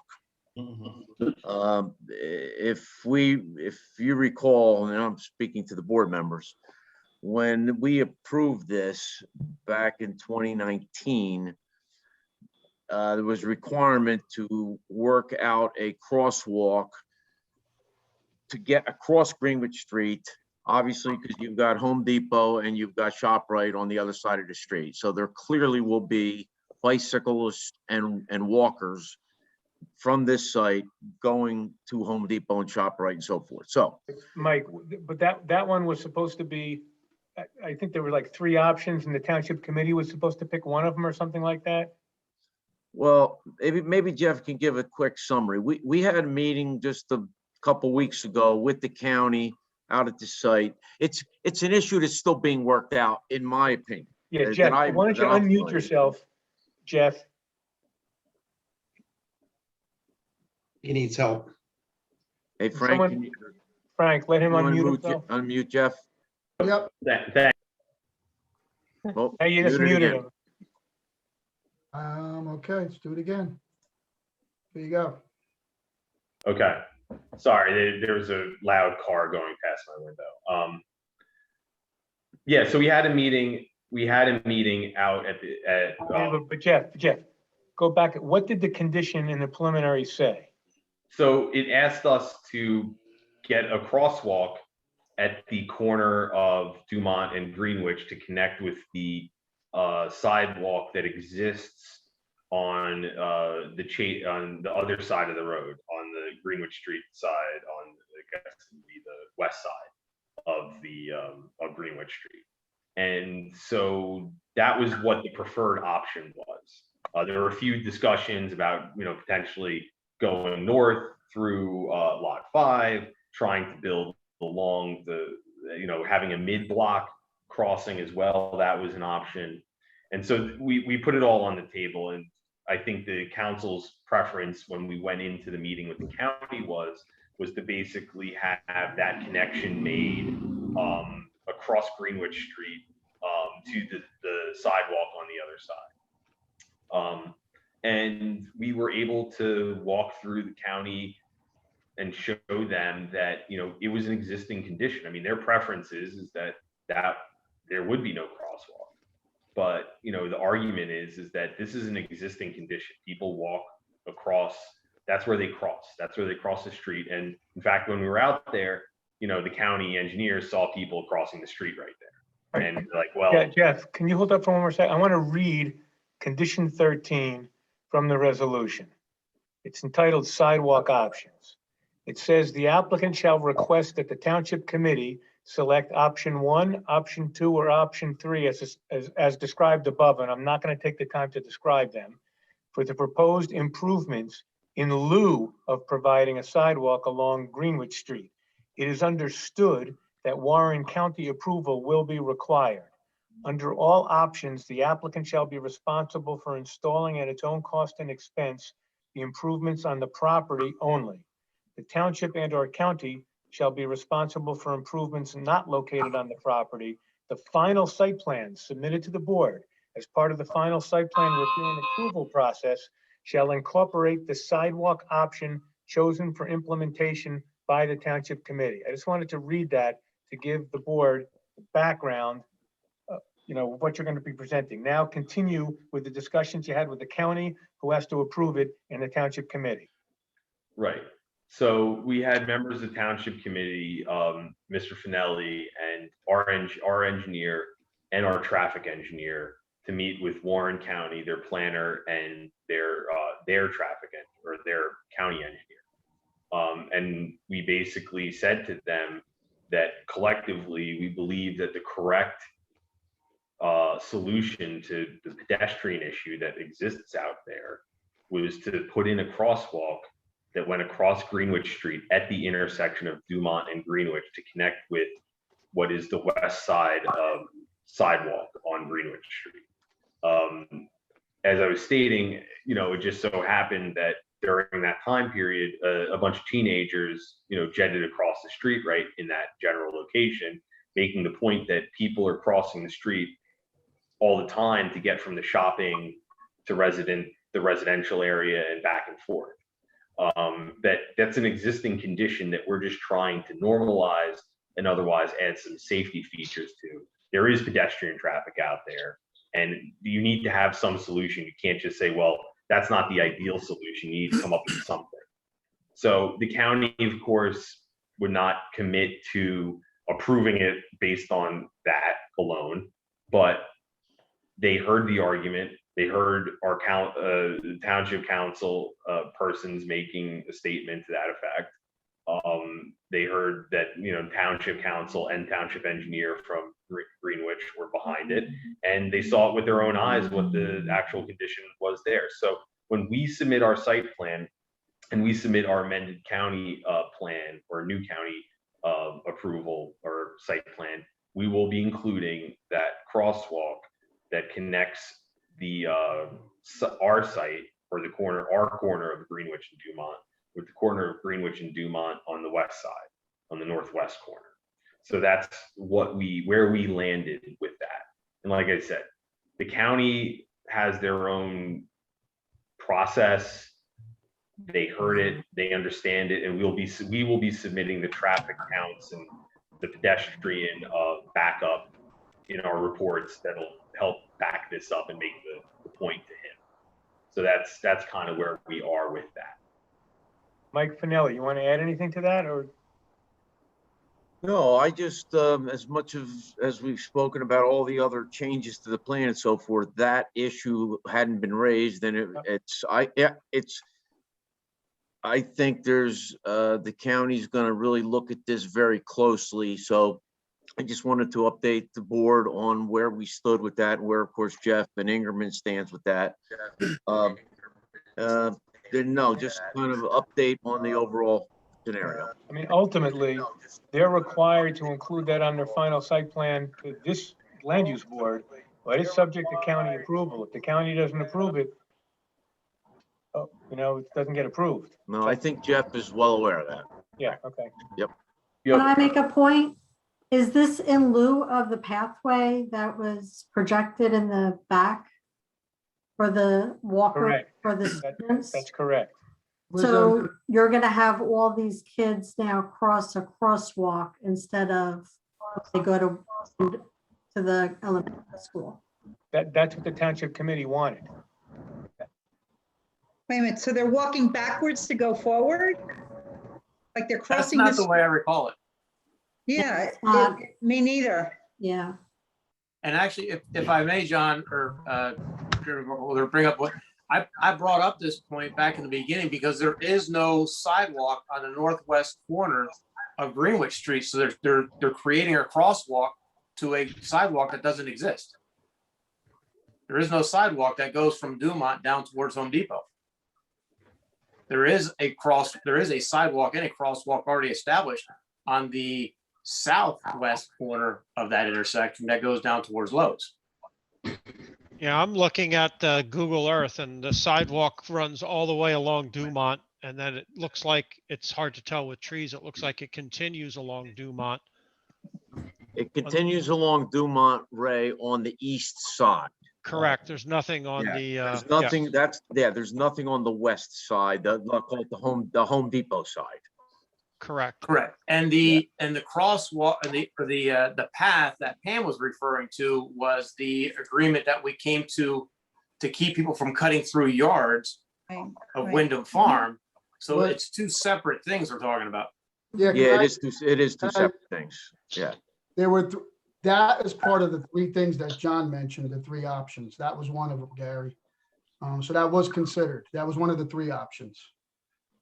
John, I don't know if you have the three options that you mentioned. Yeah, I do. I might as well read them at this point. Yeah. This is page 5 and page 6 from the preliminary site plan resolution. So the applicant had requested a C variance from ordinance section 16-19E6N3 to allow no sidewalk along Greenwich Street. Second, the applicant requested a C variance from ordinance section 16-4.14, which is incorporated by reference in another ordinance section to allow the otherwise required continuous landscape berm to be severed to allow a sidewalk to be constructed leading to Greenwich Street, but only if option 2 as defined and described below is chosen by the Township Committee. During the public hearing, there were discussions between the applicant, the board professionals, and members of the public regarding sidewalk connections on Greenwich Street. Several options were discussed and presented. Option 1 is for the applicant and the township to request a traffic light and crosswalk at the corner of Dumont Road and Greenwich Street from Warren County to permit those walking along Dumont Road to safely cross to the side of Greenwich Street that has an existing sidewalk. Option 1 includes a crossing guard at the township's expense during school hours. Option 2 is for the applicant to construct an asphalt path from the property, cutting through the berm, running along the border of block 26, lots 4 and 5, and connecting to an extension of the existing sidewalk along Greenwich Street. The Township Committee will decide whether to extend the sidewalk along Greenwich Street to Yvonne Way. If the Township Committee does not approve the extension of this sidewalk, then option 2 is not required or permitted. Option 2 requires the above referenced C variance relief because the otherwise required continuous landscape berm would have to be severed to allow a sidewalk to be constructed leading to Greenwich Street.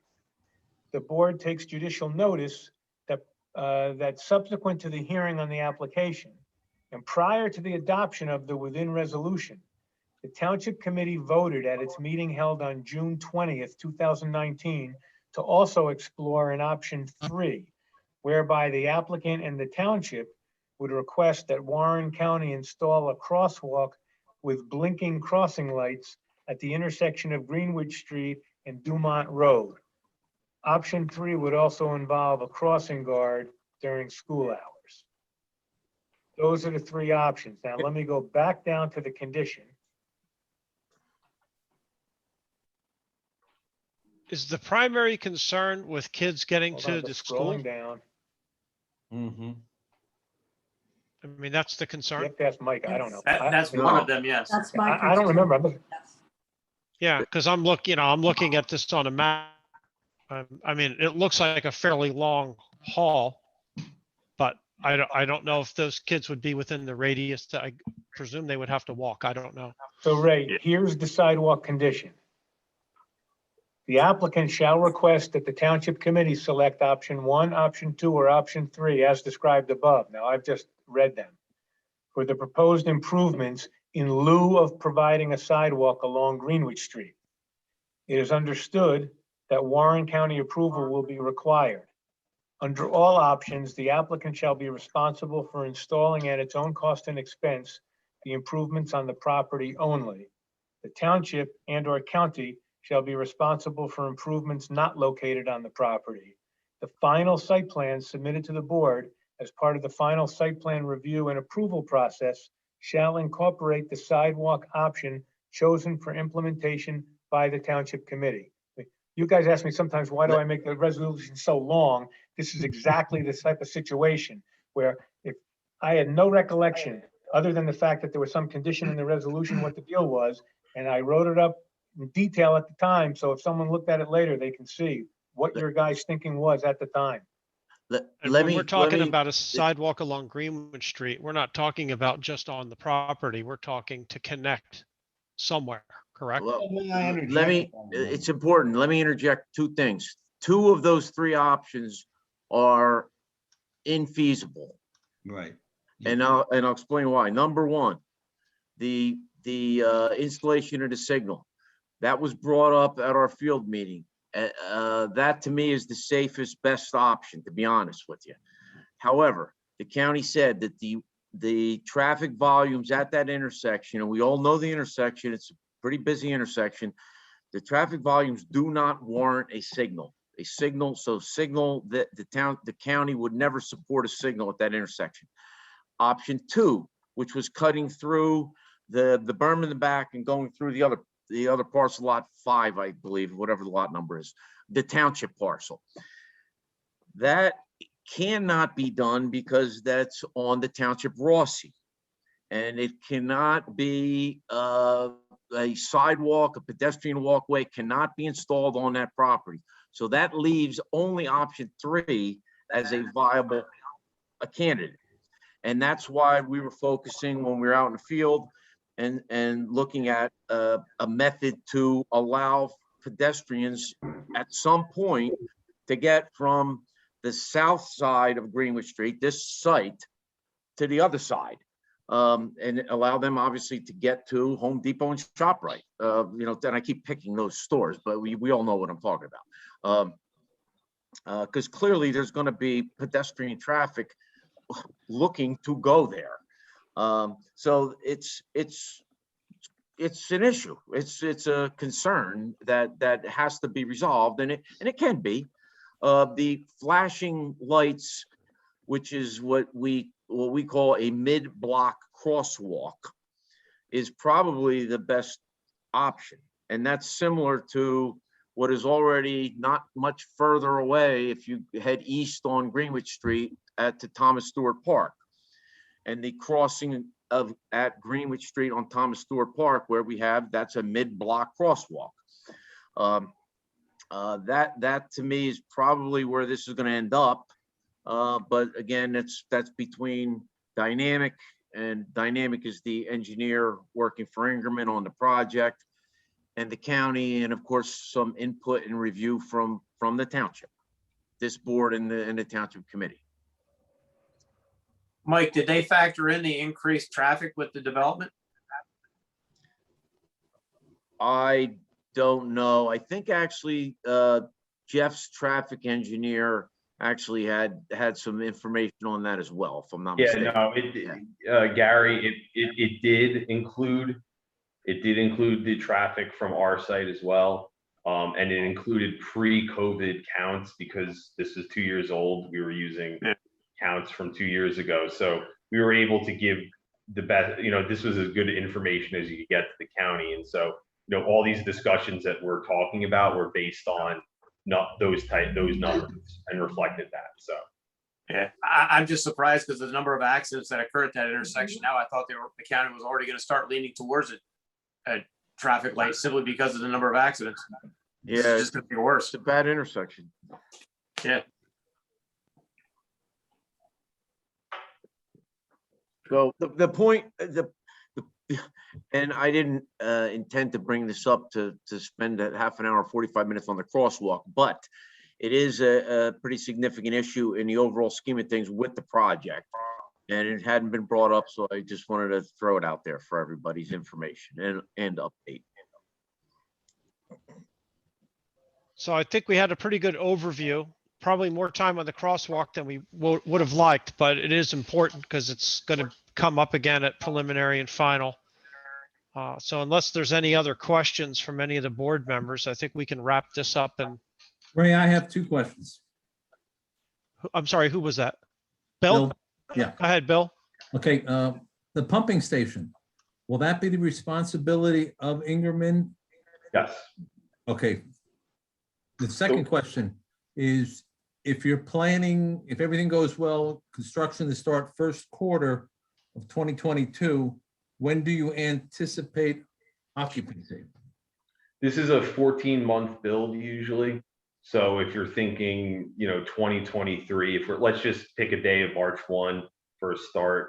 I think that you'd start seeing leasing activity at the beginning of 2023 with occupancy coming, call it April 1 of 2023. Okay, So Write that's, that down. Write that down, Bill. I know I got. I know why you're asking. You know where I'm going with that, Frank. Yeah, I know where you're going. Just remember that Talking puts a about, question.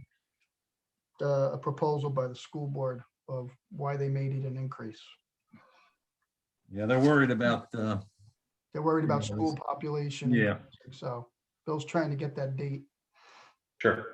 If you don't get the crosswalk, you'll have to provide a bus for those students too, because no, you won't have to because it's not over 2 miles. So, it No, is a but hazard. you're- right. It is a hazardous It's a route, but we're hazardous not route. responsible. I thought you have to have a crosswalk. I mean, you have to have a sidewalk. That's why they brought them all the way out here. And if there's, There is a sidewalk there. You're gonna walk to you have to Dumont, cross, you're gonna cross there'll be a crossing guard and you're gonna go north on Greenwood Street up to Yvonne. Or, you're gonna cross again. Up to, Williams Crossback. Boulevard. The Wyndham Farm yeah, Boulevard. exactly, yeah, And you'll cross again. yeah. Yep. Yeah, I can guarantee you there won't be a bus for them. I have one more question. Where is that pumping station going to be located?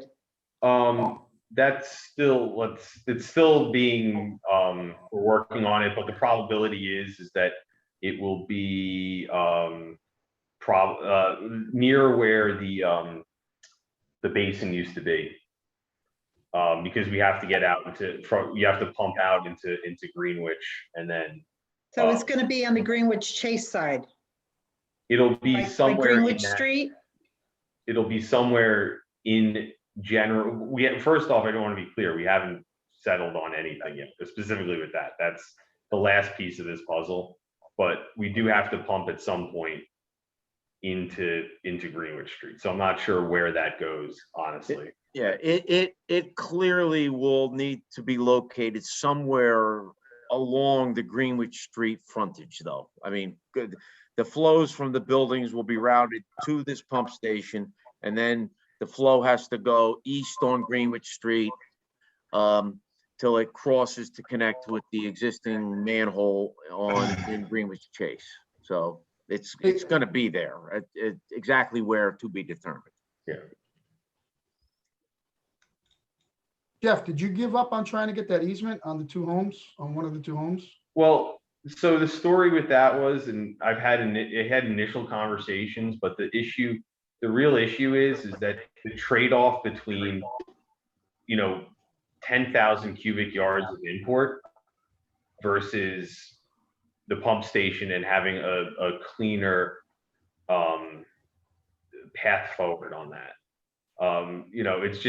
It's such a, I think that like I said, we're able to drop the site. The problem of trying to go out and acquire additional land or easements is always a question, huge question mark. Not to say that we wouldn't end up doing it if we had to, but I think that the most straightforward process and straightforward path in terms of getting the sewer to work correctly is to go that route, at least at this point. So like I found somebody that owns one of those houses that is not from the town. They own it, they're out of town. But once again, like I think that the most economical path, and I think the one that does, and I think it's a benefit overall in the sense that like being able to drop that property 3 feet and to keep it to grade at where it is right now is by doing the pump station, because that's why we were raising the site in the first place, was to make the sewer gravity fed, which it just seems like it's a real tough situation to get that configuration to work here. So we're doing a ton of work and spending a ton of money on the site to do something that just, if there's the solution is, it's a 6-figure number to put in a pump station, to put in a generator for the pump station. It's maintenance that goes along with it. But, I'd say that every third or fourth job that I do has one. It's pretty common. have a contractor that goes out and treats them. Like I said, we're going to install a generator. We'll install a lift as well. So that way, we'll be able to maintain it and care for it. And it's something that's due course of business for us. So it's never something that you're happy about at the end of the day, because like I said, it's not inexpensive, but I think it makes the most sense here. And since we're here for a long time, we want it to make sense. Okay, thank you. Any other questions?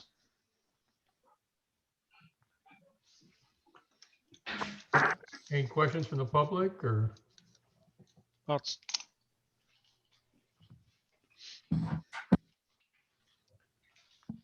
I don't hear any other questions, so I think we can, Yeah, everybody's been asked to unmute, so. yeah. This is Bill Gullion. I'd just like to say thanks for the update. It was an excellent idea. Hey, Bill, for the record, what's your address? 13 Barn Swallow Court, Stewartsville. Thanks.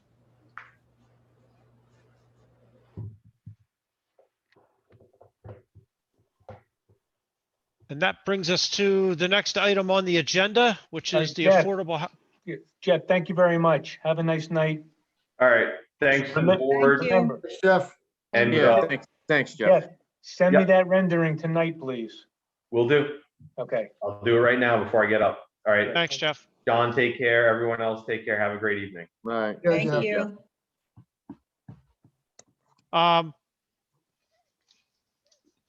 Just question to the board. Do we need to do this once a month, or should we, do we need to do this in every meeting? Does anybody have any thoughts on that? Are you speaking of the affordable housing update? Ray, Yeah, the or- update on Okay. affordable housing. I mean, they're going to be back in front of us for preliminary and final site plan, I guess, fairly soon.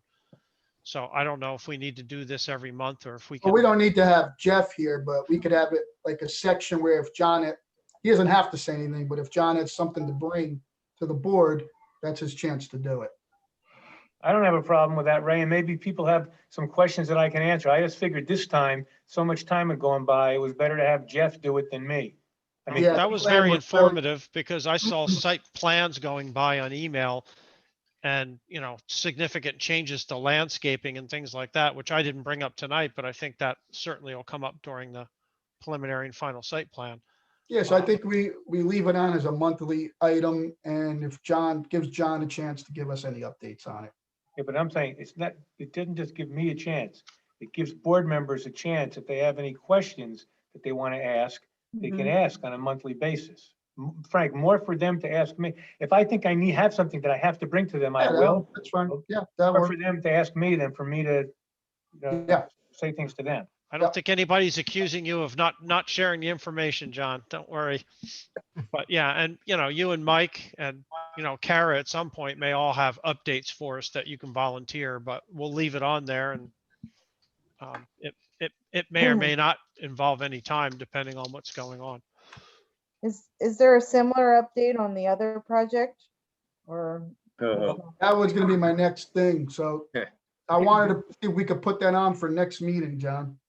Okay. But that might have more of an executive feel to it, I would think. Well, put it this way, it depends on the questions, but why don't we, unless you guys are dying to know about it tonight, it's 9:23 and you still have a re-examination thing on your agenda. Or if a couple people just want to call me tomorrow, but I can give an update on that at the next month's meeting. Yeah. Yeah, I think that's fine. Yeah, that's fine. Okay. I was looking at the minutes when I thinking about the affordable housing, or I'm sorry, thinking about the master plan update. And it looks like Susanna had done a pretty good job of capturing the discussion from last month. And it occurred to me that, what at least I envisioned, we go through point by point and sort of knock these things off a point at a time. But it didn't really work out that way because in a lot of cases we were deferring to other people, deferring to recreation committees, historical societies, and so on. So one of the things I would suggest is that that Susanna keep that beginning section of those minutes and use that as the foundational document for these discussions, and then we can just keep adding to it. Because otherwise, frankly, we'll lose track, and there's a lot of things we have to come back to. I don't know if anybody else has any thoughts, but we need to be generating some kind of work product here so that we have something to hand off. Well, last month, we had identified basically, well, I'll say 4 of the items on Kendra's list to discuss this month with Mike and Kendra. Kendra's not here, so we've got kind of 2 left under Mike, I think. Correct. Which is the wastewater management plan revisions and stormwater management. If I've got it, I think those were, because the others require, we needed Kendra as well. That's correct. Yeah, so in the, All right. I mean, we punted to the rec committee on 1A. So yeah, I think there's 2 items left. Ray, just a little correction. That was to the Open Space Committee. Well, there's 2 On of them. 1A, it's need for increased recreation and land facilities. Yeah, that was, we said that would go to the OS because the OS is actually doing that. Yeah, and I talked to, and I know Susanna talked to I think Jeremy as well. Jeremy. He was expecting that was going to report in September. Yeah. So I don't know, Jeremy, you want to give an update on that? So wait a minute, does 1A need to be updated? Because it says the board collectively decided to reach out to the recreation committee. Now you're saying it's the open space committee. No, it was, I'm probably a misrepresented on there. We always said the open space because we said that Jeremy would be the one that would be handling it. Because we're going through that right now with the open space. Change it to open space committee. Yes. Yeah. Right, Jeremy? Yes. Okay. And he's got the farmland preservation. Yeah, well, open space will, encapsulate that or incorporate that into, Hey, Jeremy, I the don't, report that we- Yeah, Jeremy, your sound is, Jeremy, you say, you're not coming through. September. Jeremy, your sound, you're not coming through. Your audio's not coming through. Yeah. Not working. If you want to type something in chat, I can relay it. It's up to you. Yeah.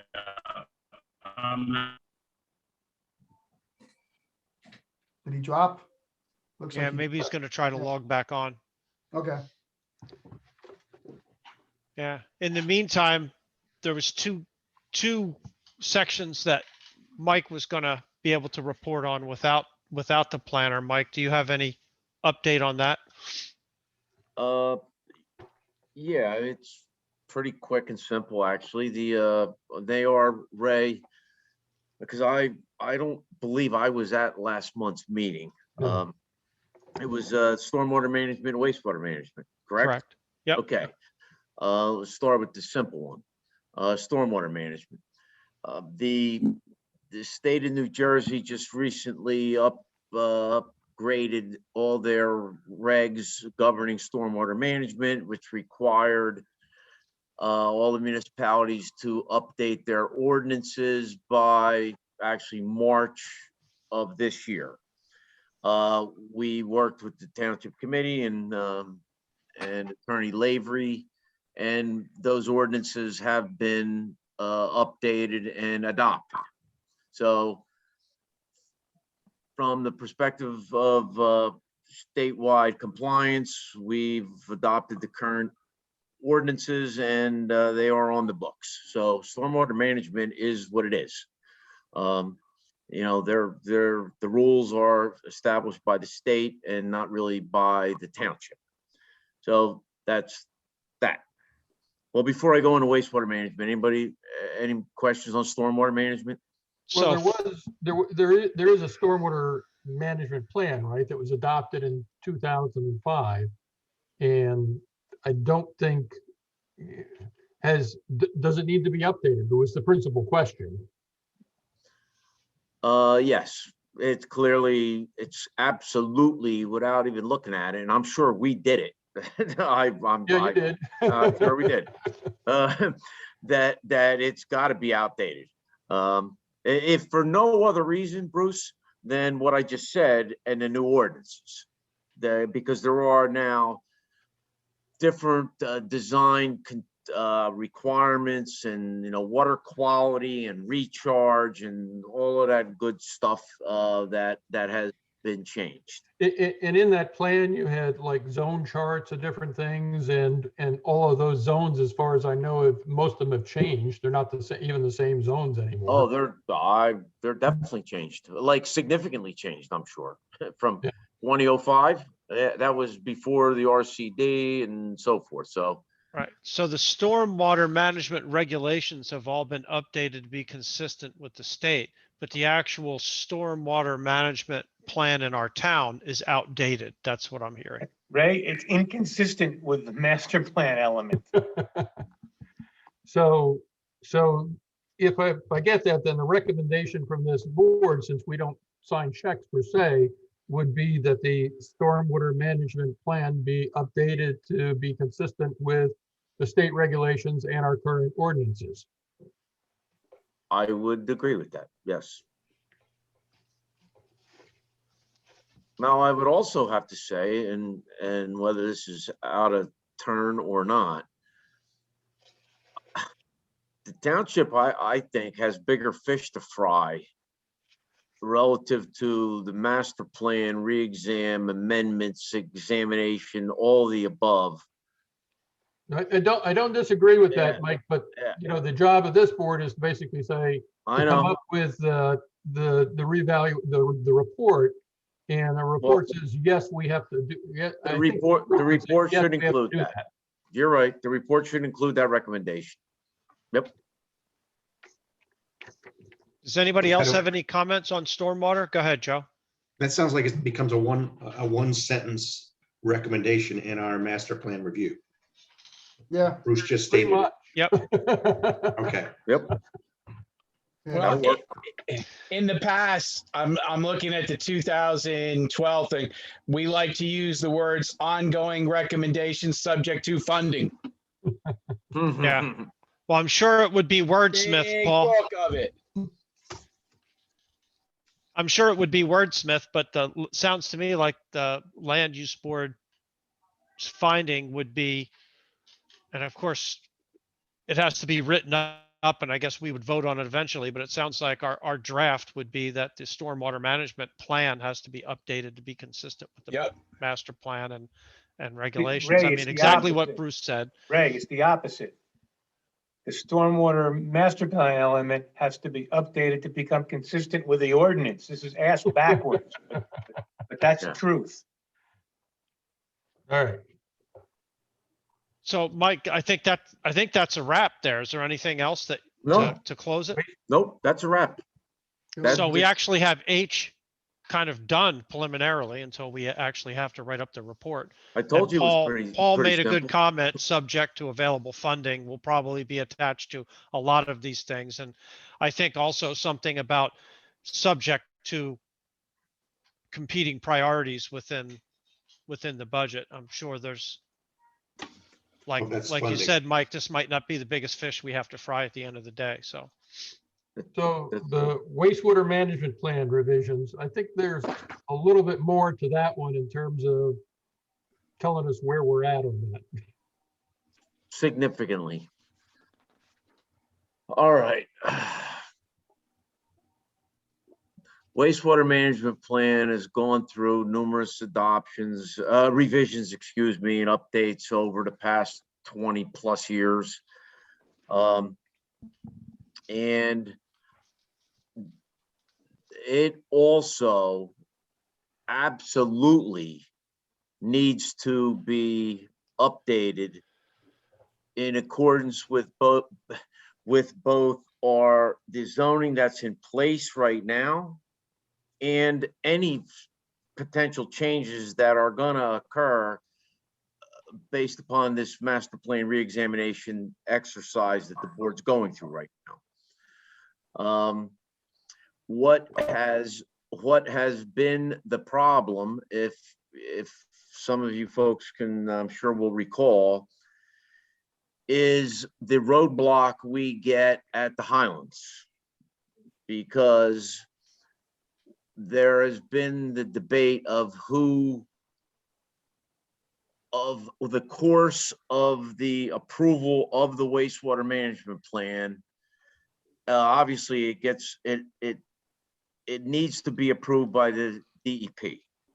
But in conjunction with that DEP review and approval, it gets kicked to the Highlands. Now, we still haven't opted in or opted out. I mean, we're still in a state of limbo with the Highlands Council, after all these years. We're not in a state No, of we're not limbo, limbo. because we haven't opted in, Yeah. haven't opted in. It's not a state of limbo. We Well, have not we're opted out. in. We're Well, out. We're okay, out. Decision made. we'll talk tomorrow on the phone, John. Here's the situation. We have right now down in Trenton a wastewater management plan that is the approved wastewater management plan. It goes back 20 plus years. It is long overdue and inconsistent with zoning. And certainly, I think that the wishes of the board and the township, as far as what is shown in the sewer service areas and so forth.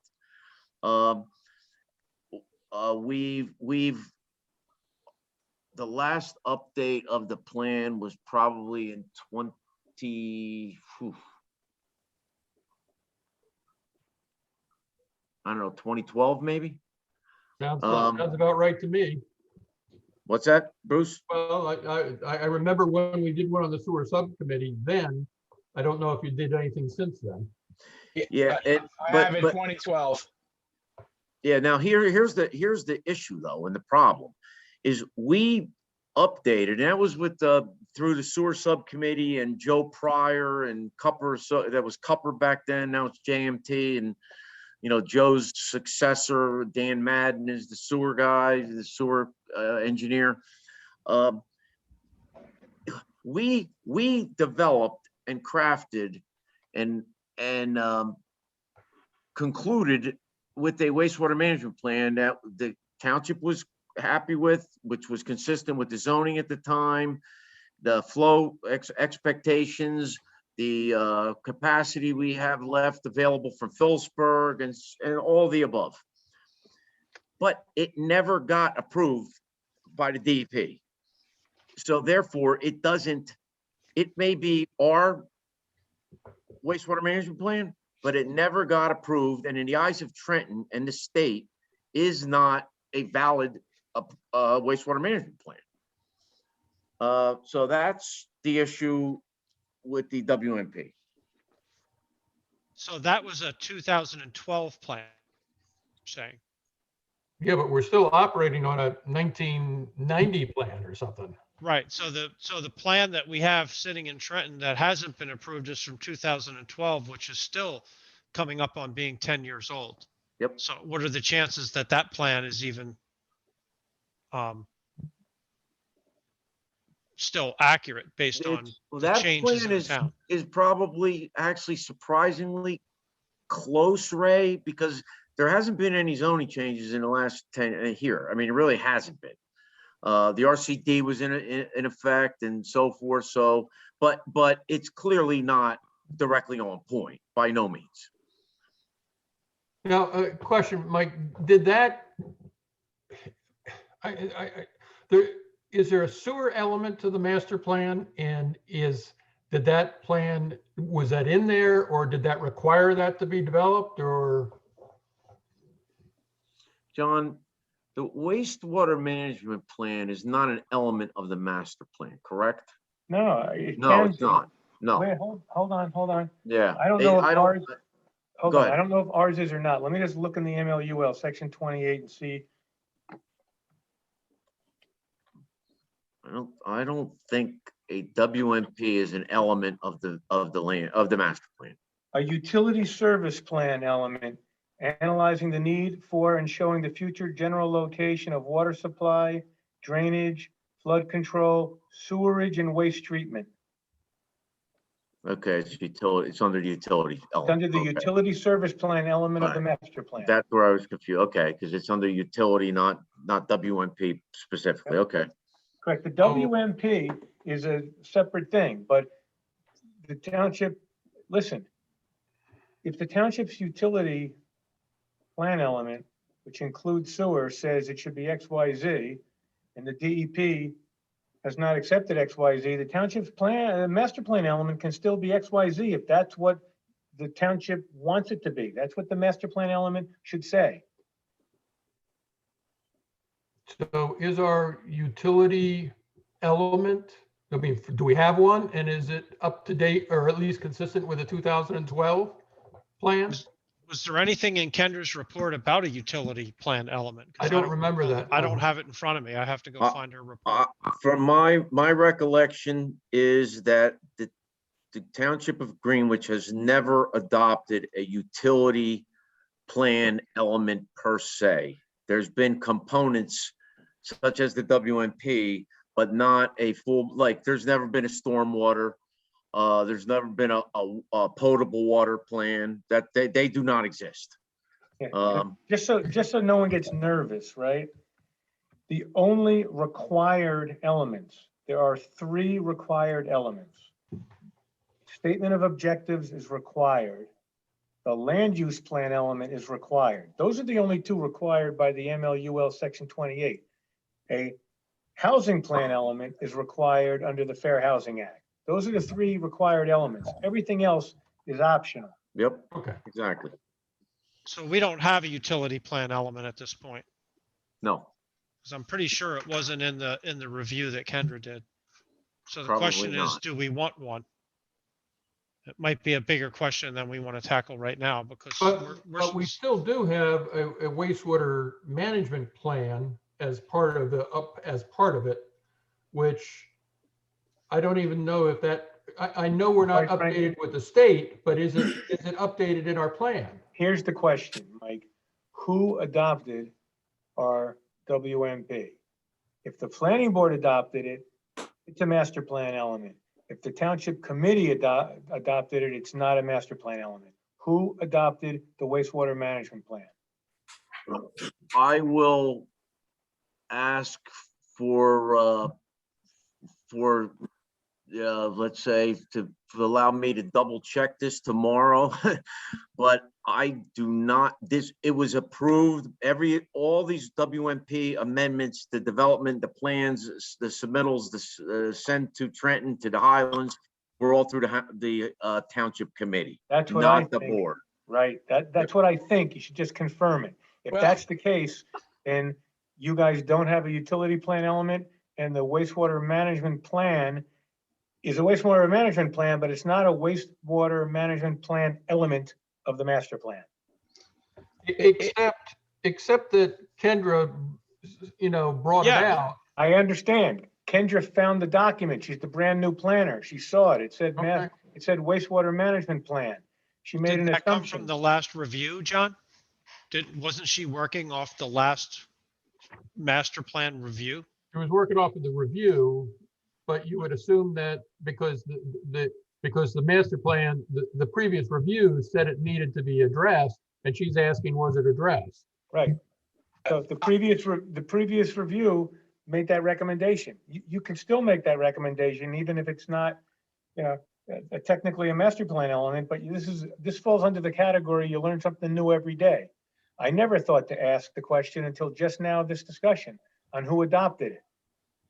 Well, if I may interject here, I'm looking at the cover page of the periodic reexamination of the master plan and development regs. Greenwich, it says here adopted by the planning board, March 14th, 2012. What was adopted by the planning board in March? The Right. The reexamination of the master plan and development regulations. We understand that. What the question is, who adopted the wastewater management plan? The planning board or the governing body? Paul, there's no wastewater management plan element in what you were looking at though, correct? No, there is. I'm reading a paragraph right here. And this is just, the Greenwich Township Wastewater Management Plan was last approved by the DEP in 1990. A site-specific amendment to the plan was approved by the DEP in 1998, which transferred 160 acres from the southerly sewer district to the northern sewer district serviced by the Phillipsburg sewer plant in the late 1990s. Talks about the facility in the southern being abandoned and because it primarily couldn't discharge into the Musconetcon, and that's what it says. Paul, the planning board said in 2012 that the wastewater management plan should be updated or amended. We understand that.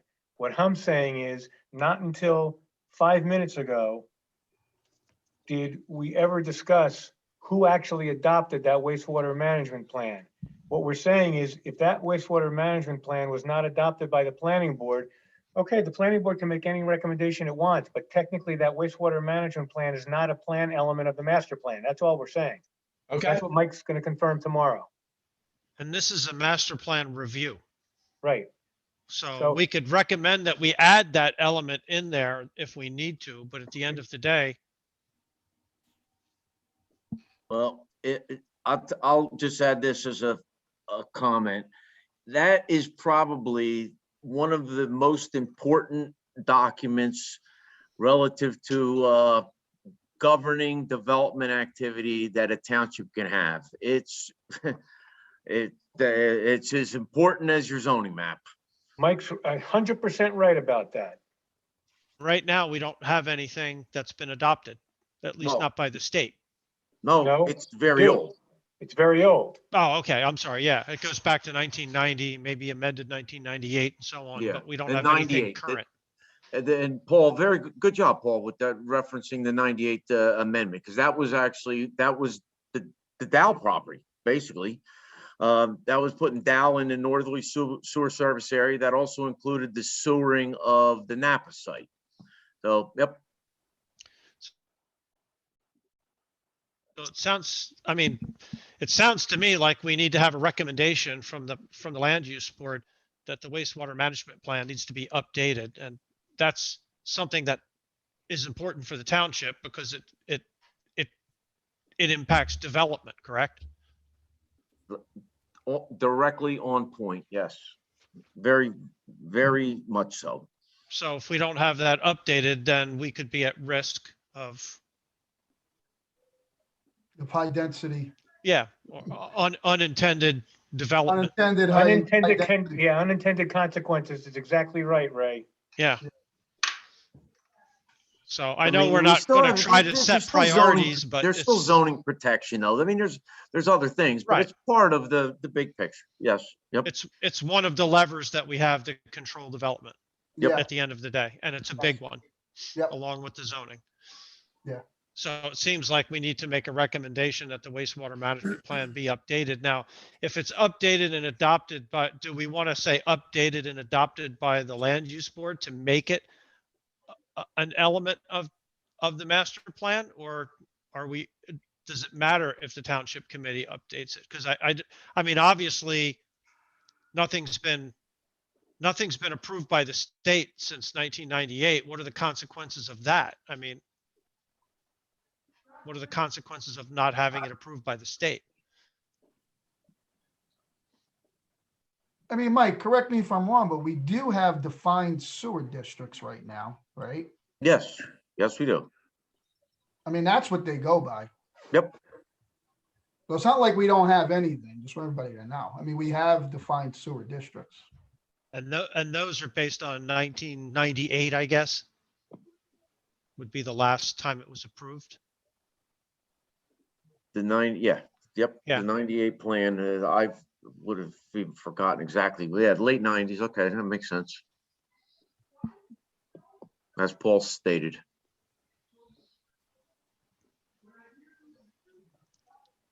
Yeah, so it seems to me that it's an important recommendation that the wastewater plan be updated. I'm still not clear on whether or not we should ask that the land use board adopt it or whether the township committee should adopt it, because that decides whether it's in or out of the master plan. And then I really don't know what the consequences are if we come up with a plan that's not adopted by the state. Master plan aside, Ray, over the years, the township committee has been the body that has either pushed or fathered or worked, authorized the work on the wastewater management plan. That doesn't mean that the land use board can't, but there's also a budget issue clearly. Because it's a pretty decent sized task to update a wastewater management plan. Yeah, I guess this is something I'd kind of like to revisit. I mean, you're gonna get back and basically, because we've got the reexamination report here, but you've got to check whether it's actually in the master plan, is what I understand. So That's what Mike's going to check on. That's yeah, right. so Mike and I are pretty sure that it's not, but he's going to check. Yeah, so I'd like to get that information and then revisit that, with, Well, I mean, next month we can talk about it. Yeah, I mean, we can come back and revisit it certainly, but obviously it's important. And I mean, Mike, you started off saying that the DEP hasn't approved it, but it also has to go through the Highlands. And that is there, Why is that? is there I some, guess I heard that, no, it doesn't, because we're not We're part not of opted in. I don't know why it would have to go, I'm not something I don't know. If we're not opted in, why would it Yeah, have? quite frankly, that has me scratching my head too, because if we're not opting in, It's no different than if it doesn't matter that we haven't opted in. What matters is that we are in the Highlands region and that there are planning area and preservation areas in the township. And the DEP will ask for a consistency review by the Highlands Council of that document. That's going to happen. okay, well, put it this way, Mike, let's ask it. So if sewer was going to go through a preservation area, that's clearly inconsistent. Yep. Do we have sewer areas that are proposed in our plan that go through preservation areas? No, I don't. No. No. Because if the DEP wants to hear something from the Highlands and the Highlands refusing to do it because they want us to opt in, that sounds like it's not right. And that should be discussed with the township committee, because maybe township committee should consider taking some sort of action. Not that I'm saying it would necessarily be successful, because the last time the township committee authorized taking action, against the Highlands, we lost. But that's a separate issue, in my opinion, from whether or not the planning board believes A, the wastewater management plan should or should not be updated, or B, whether they want to make it part of a utility plan element. To me, the issue that the township's having with its wastewater management plan being in irons, so to speak, is for the township committee, not for the planning board. No, I agree with that. No, I agreed as well. I think the bigger issue is the budget. that we Well, have to do this master plan. review. absolutely. Yeah, so we gotta take that into account.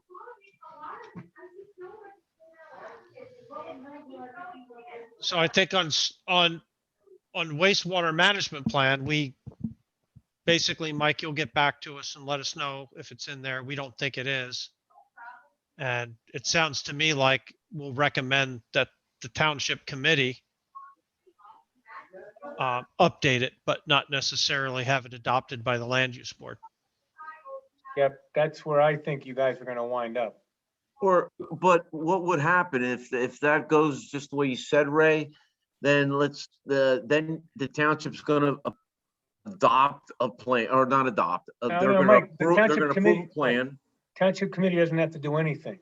The recommendation in the reexamination report. No, what I'm saying, John, But is yeah, if they want to go forward with this, the township would approve a new WMP. At that point, a WMP gets sent to the planning board. The planning board would, I think, would just, say it is not inconsistent and it becomes an element. If they wanted to, but If they wanted to, sure. Yeah. but all the work would be done is my point at that Right. time. Okay.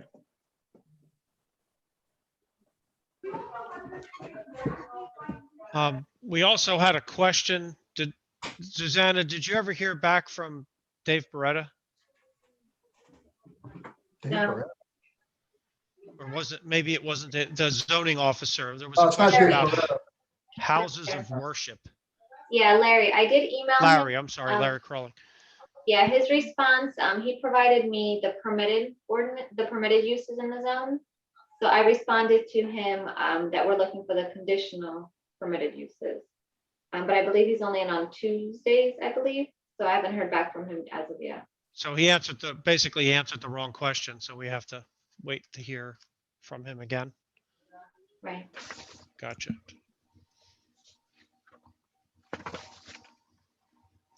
Well, it's coming up on 10 o'clock. We probably put in close to an hour on this. Does anybody have the heart to continue? Well, I think those are I think the other ones required input from Kendra and Mike. And so I'm not sure that there's anything else that we can actually do on our own. Now, I would agree. And I didn't hear from Kendra, to be honest. I wasn't aware that she wasn't going to be in the meeting tonight. Did anybody else? I don't know, Ray. Susanna, were you aware of that? No, Kendra asked if you wanted her here, and you said on the solar thing, you told her she wasn't needed on the solar. So I interpreted it the same way, that you didn't want her here. Oh, okay. Well, she made a decision on whether we need, or made a recommendation on the variance for the solar. No, I understand, but I think that's why she's not here. Oh, I didn't, yeah, maybe she I didn't know she didn't. Okay, well, I thought we were just talking about that application, but that's fine. So we probably need to make sure she's here for the next meeting so we can continue with the master plan.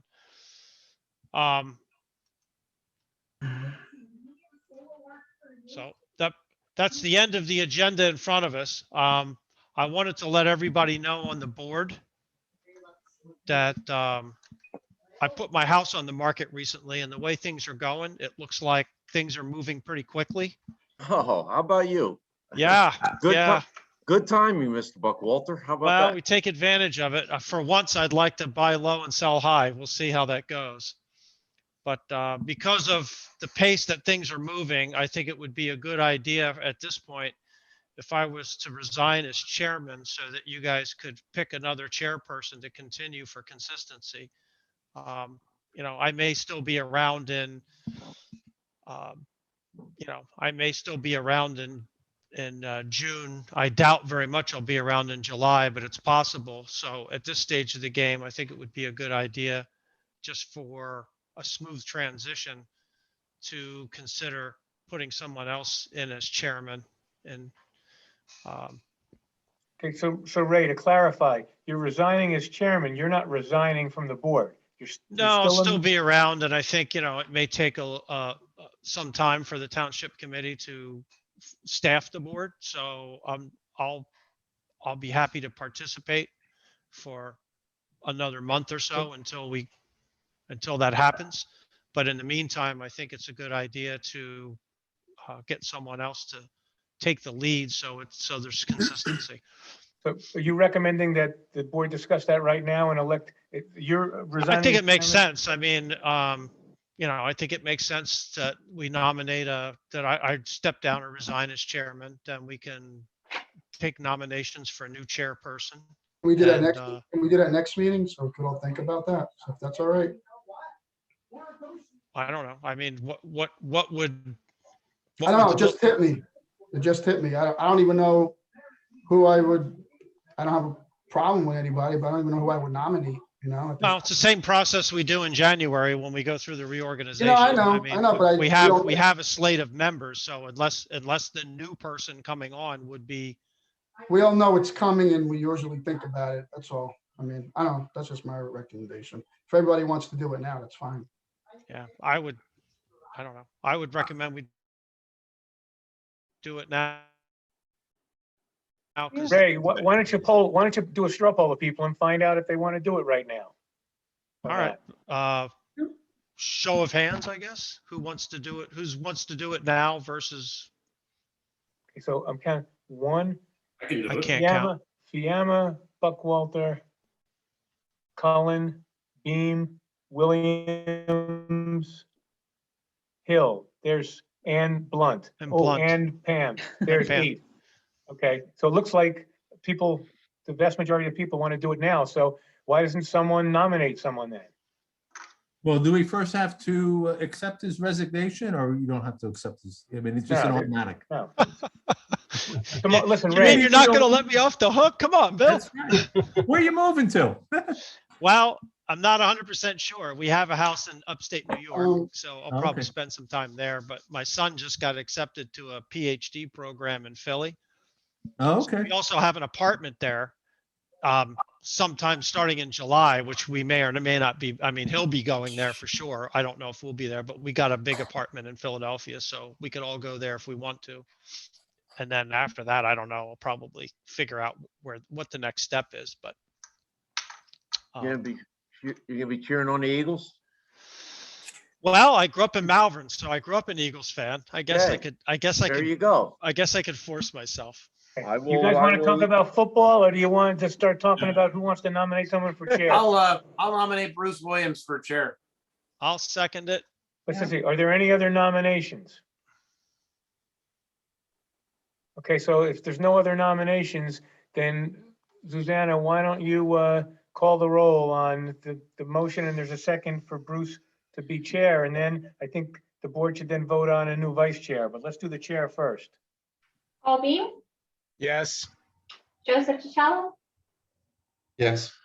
Frank Marchetta, Dane, Ray Buckwalter, Yes. Bruce Williams, Yes. Kathy Cullen, Yes. Gary Hill, Yes. Mark Scuderi, Yes. and Joseph Fiamma. You're muted. Joe, you're On on mute. mute. Try now, Joe. Try to unmute yourself, Joe. There you go. He just muted himself again. All right, try Joe, again, one Joe. finger for yes, 2 fingers for no. Joe, I'm not sure That- what that was. that was Oh, Joe. one. Okay. unmute Joe, yourself. unmute yourself, Joe. Joe, unmute yourself, please.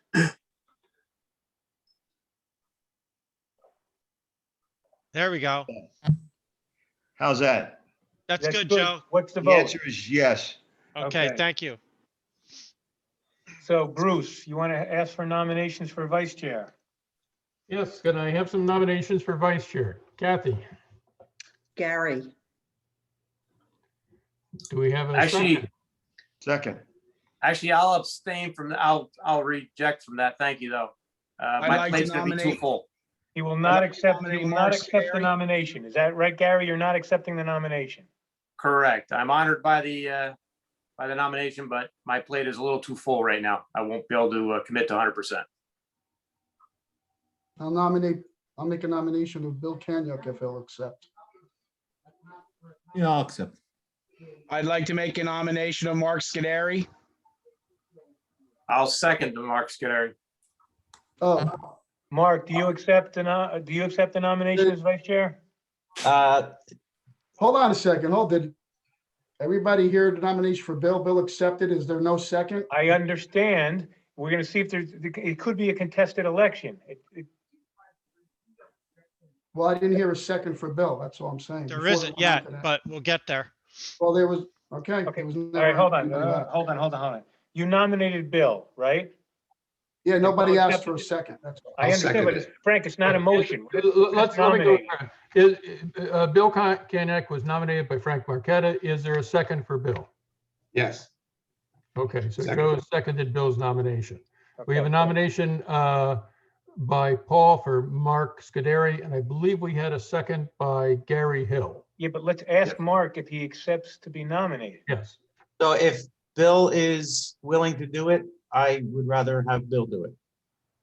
Okay, so Mark has turned it down. I'd like to make a nomination for for Joe Chichilla, I'm sorry, I'm gonna butcher your name there, to be the vice chairman. So Is the there a question for second? Joe, Joe, will you accept the nomination? I have a question for first. This has to be one of the standing members, right? Not the alternates. Right, it has to be a Yeah. regular class 4 member. And we've been Cannot be an careful about alternate. that so far. I'm a class 2 member. Oh, You Bill, cannot- what are you? Yeah, I'm an alternate, so that Bill's would, an alternate. He cannot be vice chair Right. either. right. Back to Scudery. Yeah, back. There you go, Mark. Well, just, John, so it has to be class 4. Joe is a class, Joe cannot be. No, Class 2. Joe's a regular, He's not class 4. He's a, he's class 2. It's got to be class 4. So it can't be Joe Chichilla, he's class 2. It can't be an alternate. It has to be a class 4 member. well, Then I'm good with Mark. Yeah, I think we're back to Mark. I Mark, think do we're you back to accept? Mark. Mark, will you accept the nomination? Yes. All right. okay, and we had a second, right? Yes, I'll second. There you go. I think Gary had originally done it, right, Gary? Yeah. Yes. So I'm sure Susanna captured that, and it doesn't sound like we have any options. Oh, that's complimenting. So Yeah, right. Bruce, can you ask Susanna to call the roll on Hey, the yes, motion and Susanna, second? can you do a roll call vote there? Sure. Paul Beam, Yes. Joseph Chichella, Yes. Frank Marchetta, Yes.